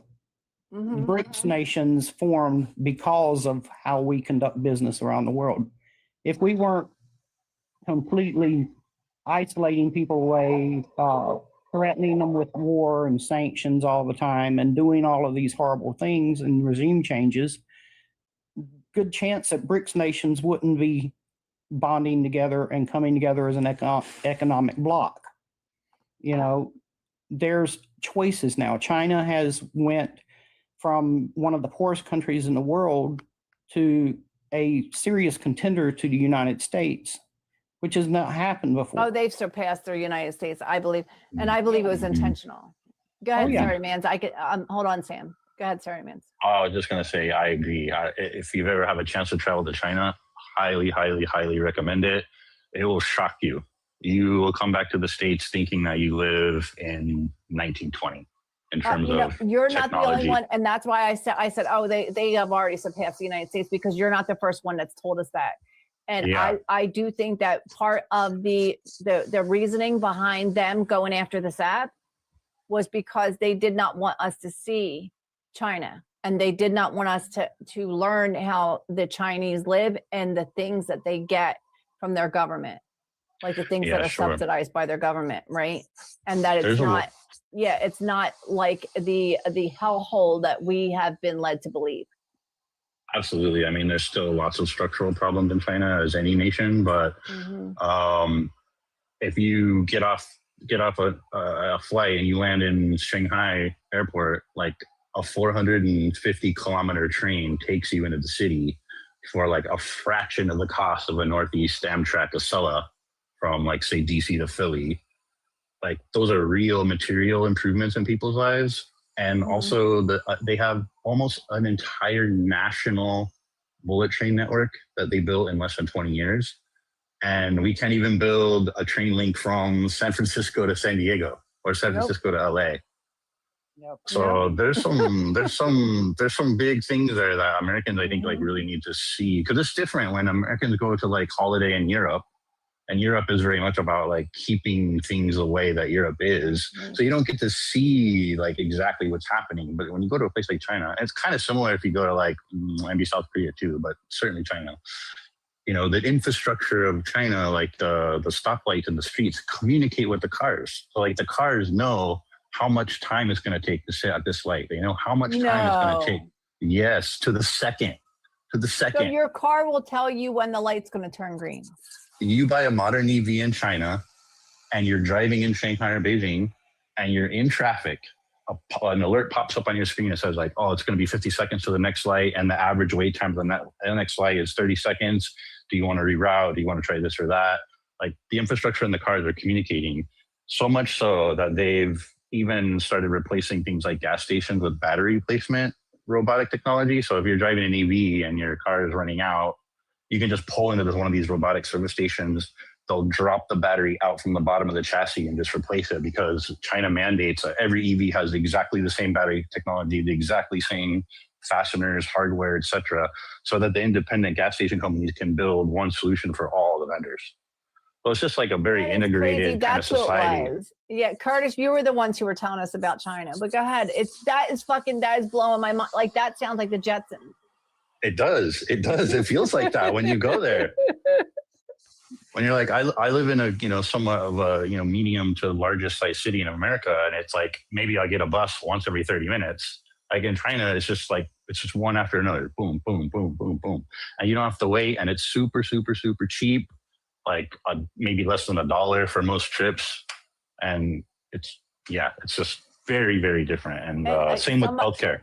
Yep. The healthcare. I was just about to say there was a young woman who was she was staying there, I think, going to school, and she did a video of like what it's like to go to the clinic or the hospital or whatever to get like she had a cold or something, and she went and she was done in 45 minutes. She was in and out and in 45 minutes with her medication because the pharmacy and everything is all in the same place. Yeah. A lot of European healthcare systems are similar. I'm most familiar with Western Europe systems and NHS in the UK, but it's similar. Like you let's say your appointment's on the third floor or the fourth floor. She paid $3 or something, and it was just for the medication. Well, in for example, in the UK, every prescription is capped at like £9.60, like maybe like $11. There's no way to get it more expensive than that. The only thing you can do is opt out of that. Like if you're a rich person, you're like, oh, I just use my private insurance, whatever. But if you don't have any money, it's free. But if you can pay, then it's £9.60, and it never changes. It doesn't matter if it's a $1,000 prescription here in America or it's a $2 prescription. There, it's the same because they use the government bargaining power and the buying power of the government to buy huge quantities of drugs so they can negotiate the individual price so low that the consumer pays, almost nothing. Which is what Biden was starting to do. And I think Trump undid it all and made Trump so RX. Annoying. So annoying. Yeah, Biden had like 30 drugs or something so far on it, like insulin, like the big ones that people need that are super expensive, EpiPens and stuff like that. And Trump just ripped it up and made Trump RX, which is just good RX with a Trump face on it. Yeah, and a middleman in the middle taking a cut of every transaction. Mm-hmm. Yeah, pharmacy benefit manager in the middle. That's all owned by the same conglomerate, right? Like the hospital and the insurance company and the pharmacy and the pharmacy benefit manager. It's, vertical, what do you call it? Vertical ownership or something they call it, where they all owned by the same company. So, they're incentivized to make you pay as much out of pocket as they can possibly get you to do. Like that is the whole thing. It's absolutely disgusting. It's why they're trying to control. It's why they're trying to control what we see. Now they're trying to push. I don't know if you guys heard. And Democrats. Some Democrats are on board with this. They're trying to push a bill through that would overwrite any attempts by the states to regulate AI or data centers. In exchange, like they're trying to get something out of it. In exchange, there would be limits put on minors' ability to access parts of the internet, and you would have to show your identification to like get on social media, to go to some of these adult sites or whatever. Anything that they could say that wasn't like child friendly, they could make you show your ID. So like anonymity on the internet would disappear. And they're trying to say, oh, that's a good thing, because then people wouldn't like be, spouting like dangerous, whatever. But really it's a way to control us, right? And so that they can keep track of what we're saying and what we're seeing and all that kind of stuff. So to me, it's a lose-lose situation. Yes. Both I parts of heard that bill about is a that. loss. Yeah, Did you, that, Sam? yeah, that bill is trying to go through. I don't know that it will in its current form, but they will keep pushing it until something gets through. And North Carolina has already pushed through a few bills that kind of do that. And they just, matter of fact, they just put a horrendous thing on the ballot for November. They're trying to soft word it to make it sound like, oh, we're going to cap your property taxes, you know, so that your property taxes won't go up. When in reality, they're starving out local cities and municipalities of revenue so that they can provide services for their people. And there's a couple of other things that they're trying to ram through last minute here in North Carolina because they know that the midterms are coming up and they're not looking very favorable. We have some really good candidates that have a good shot, but they're not being supported by the Democratic Party because they're progressives. And Send them our way, Sam. Send I them our know. way. We'll bring them on and talk to them. And I think one of them, Anthony, was on here yesterday or the day before or something. Oh yeah, Anthony Aguilar. Mhm. Yeah, and I'm excited to see people like that coming up.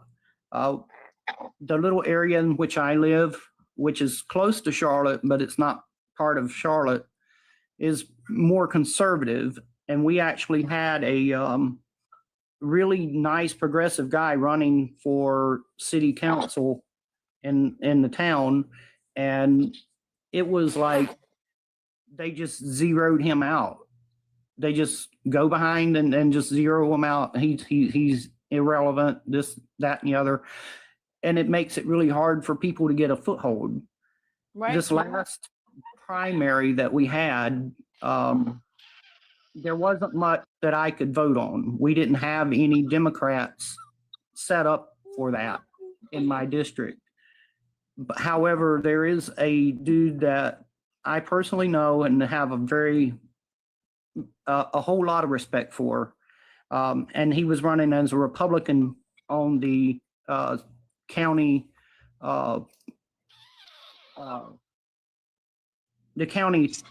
chair. And he would have been probably the best person we've had here in my lifetime if he had been able to get elected. But big money took him out, and they just defamed him and everything and smeared That's his so name. sad. And he did run on a Republican ticket, but he was one of the most sincere, honest people I've ever met in my life. And I've known him for a long time. What's he doing running as a Republican? This is a heavily Republican area. Oh, I see. and- So he thought he had a better chance of winning it. Okay. Gotcha. And he is a conservative, but he's not the kind of conservative that we tend to think of these days. You know, Mhm, he mhm. kind of he's really got some good morals on him. He's very careful about what he says about things because he's lived a rough life. You know, he had a rough life coming up, and he's seen some stuff. He served our country. But unfortunately, the people here that are in control of things have way too much power, way too much money. It's consolidated. And that's what I see a lot here in North Carolina, especially in the rural parts. Now, big cities like Raleigh and Charlotte and Greensboro, a lot more Democratic leaning. They're more progressive.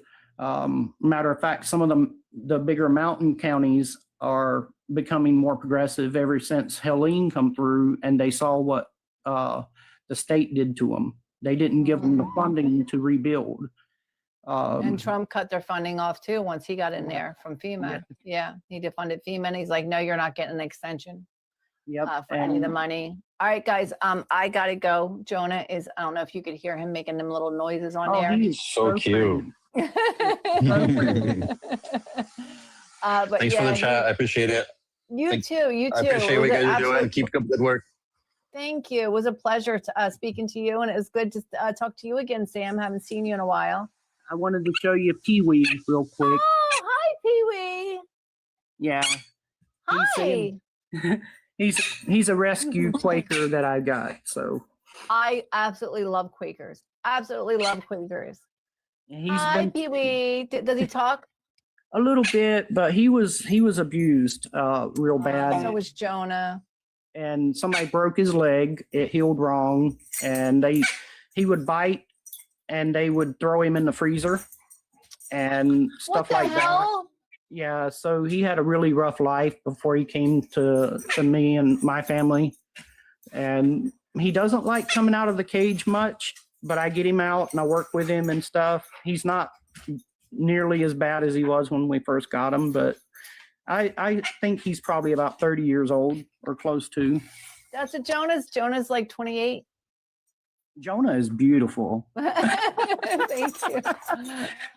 What His what beak, type of, look at his beak. His beak is looking really good, Sam. Like he's been getting it. Like we've been filing it, me and my daughter, and it was like totally overgrown when we got him, and now he is just it's looking Well, really good. what kind of parrot is him? He's a double yellow-headed Amazon. Okay. My aunt had an orange wing. Had the Mhm. orange tips on the wings. He was real nice. But yeah, Kiwi is he's a character. Let me flip my camera real quick. Somebody said, "Can we see him again?" I'm trying to flip this camera real quick. I'm not real good with this, so bear with me. There we go. Say hey, Kiwi. Hi, Kiwi. Hello, darling. How are you? Look at Jonah. You see Jonah? Oh, you can't see him because it's back camera. Hi, baby. Hello. Hey, Kiwi. Hello. But yeah, I just had to do that. But just, Look at jealous. since we're wrapping up tonight, but yeah, he's a handful. Appreciate you sharing your baby with us. Your feather baby. Yeah, I got fur babies and feather babies. So You see this one keep kissing me because of the bird on the screen. This is what he gets so jealous when I watch bird videos and stuff. So jealous. oh wow. Well, you have a wonderful, wonderful night, and thank you so much too, Sam. for all that you do. We love you, and Love you because too. of people- Thank you. because of people like you, we're getting somewhere. We're getting places. We're doing things, and that there's not enough praise for that, really. Sam, thank you. You just freaking made my week because I have been so tired.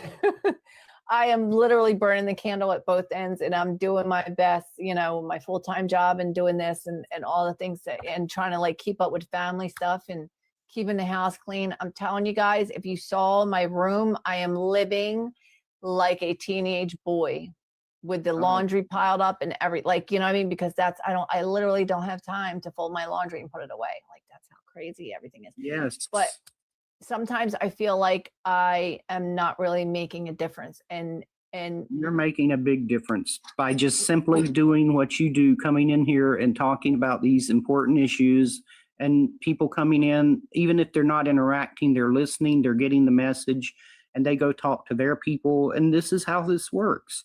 This is why they want to shut it down. This is why they want mass surveillance, because they don't want us to be able to get together and do these things. absolutely. Absolutely. Well, thank you, Sam. Appreciate you so much. Appreciate your support always and great conversation. And you and Kiwi have a good rest of your night. You too. And thank you so much.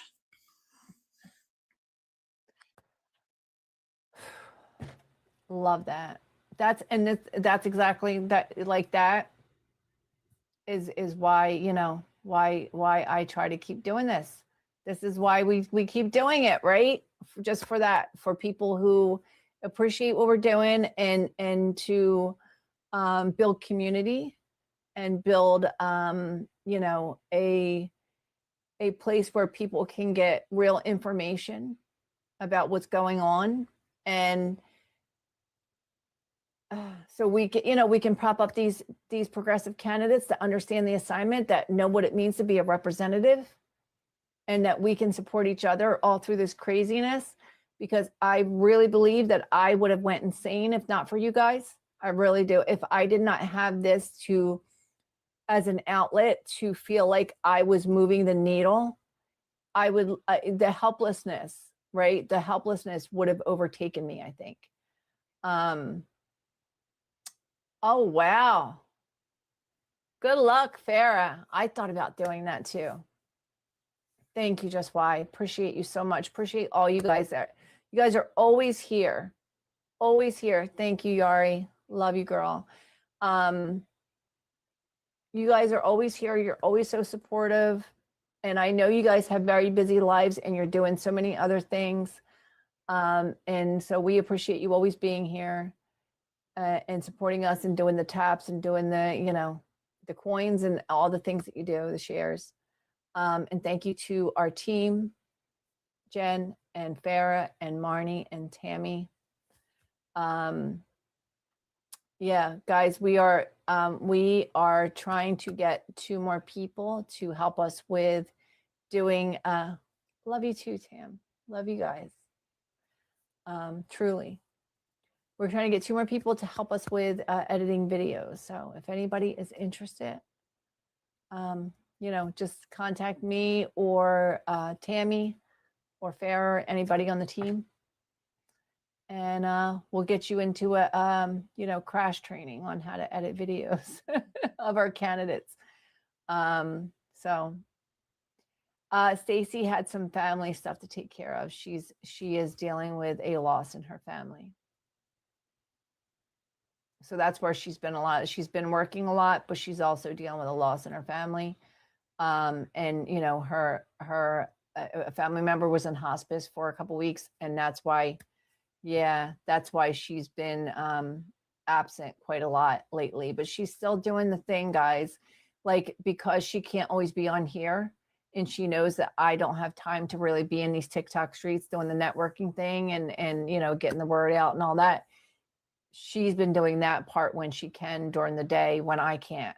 So we've been kind of divide and conquer kind of thing. We're still doing the thing, right?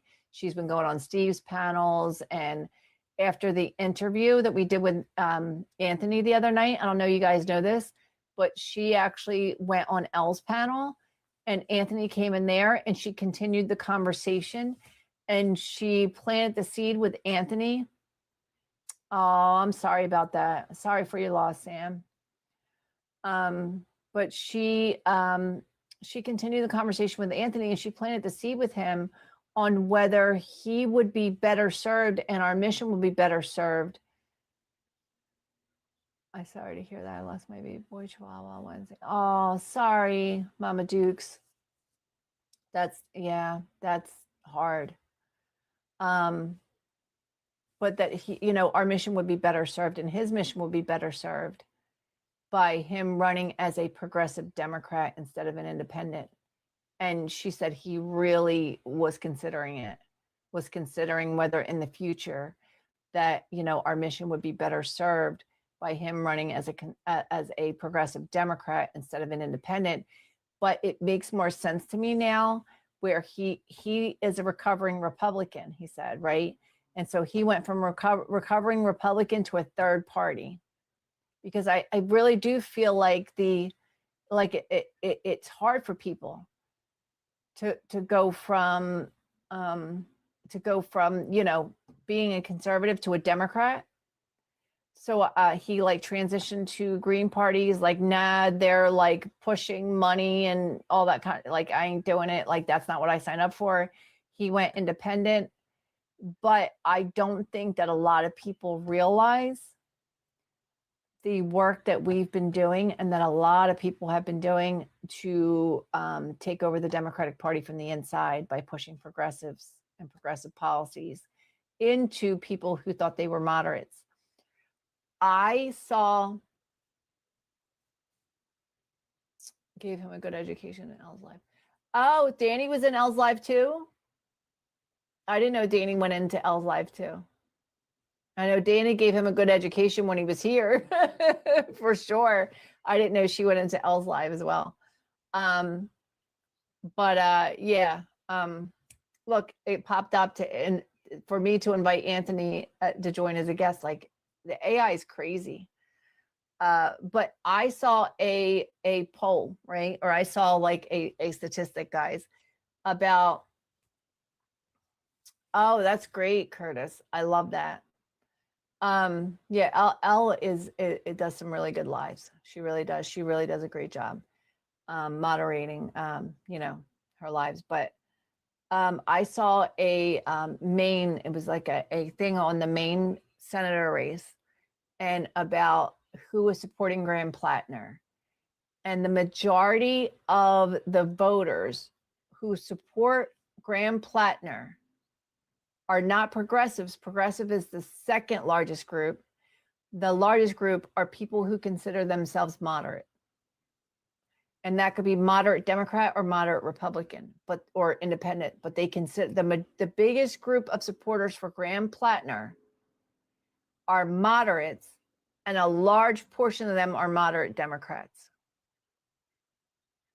So when people act like a progressive candidate cannot appeal to moderate Democrats or moderates in general, it's another piece of propaganda. It's another attempt to indoctrinate us and to get us to believe that progressive candidates can't win when we know that they can.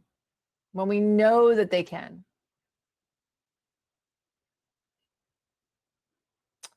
Oh, that's so freaking sweet, Curtis. See, it's good to know that we are appreciated. It really is. It's good to know that what we do is appreciated, even out there in the TikTok streets, not even in here. I was telling my son today about all the new friends that I've made and the community that we've built on here and how amazing it is. And he's been getting more informed politically. He's 28, and like 2/3 of his friends voted for Trump. And the other day, he told me the other night in their like group text that he just went completely off because his one friend was being extremely bigoted, right, and xenophobic towards undocumented people, undocumented immigrants. And my son just went off, like, just went completely fucking off, and called him out and told him he was a bigot and like all the things. He's like, I'm tired of keeping my mouth shut. I'm not going to keep my mouth shut anymore. It's one thing for you to agree or disagree when it comes to a political policy, but I'm not going to sit here and deal with your, anti-immigrant rhetoric and your bigoted racist bullshit anymore. I was so proud of my son. I really was. He like went off. Yeah. He's like, I'm not doing it, Mom. He's like, I am at a place in my life where I fucking refuse with everything that's going on.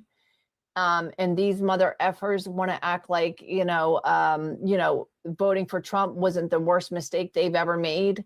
Right. And that, it wasn't that bad. And because his friend was literally saying that the only reason he doesn't agree with Trump anymore is because Trump didn't do the evil shit enough when it comes to immigrants and when it comes to trans people. Yeah. So, yeah, my son went off. Yeah. And then the other friend that's in their friend group that's also on the left, but doesn't really speak up, also spoke up. He was like something about the fear mongering.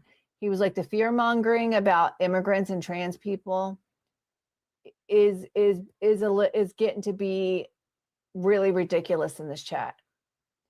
And I'm not going to stay quiet any longer and just allow you to just haul off and fucking talk shit about people just because, you don't understand them or you want to be a bigot or a racist piece of shit. So yeah, my friend, my son and his friend, yeah, gave him the business. Yeah, he said he's done. He's like, I'm fucking done with them. I'm fucking done. He said, and the one, which is his best friend that he has been friends with for his entire life,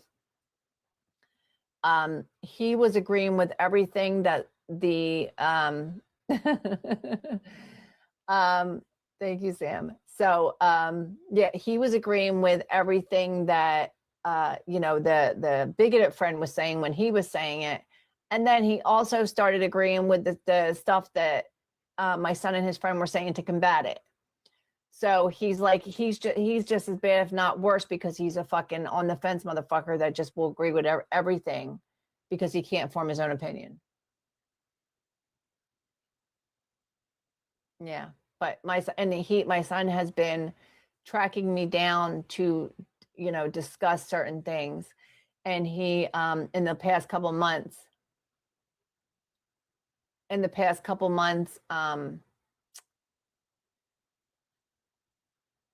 He has really dug down and started to educate himself on Palestine and Israel and all the things that entails.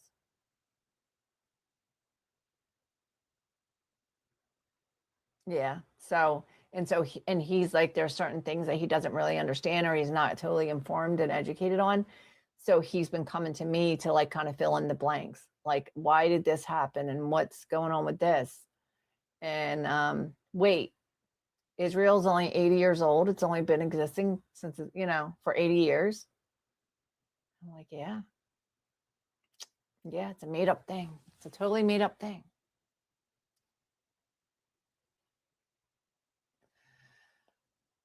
Oh, I know. Since 1948, yeah. I was telling him today about the Balfour Agreement and the 1948 memo between the two State Department people that pretty much said, oh, we know Israel's game, that they're going into Palestinian territory, they're going into Gazan territory, and they are, unaliving people and raping people and doing all this stuff.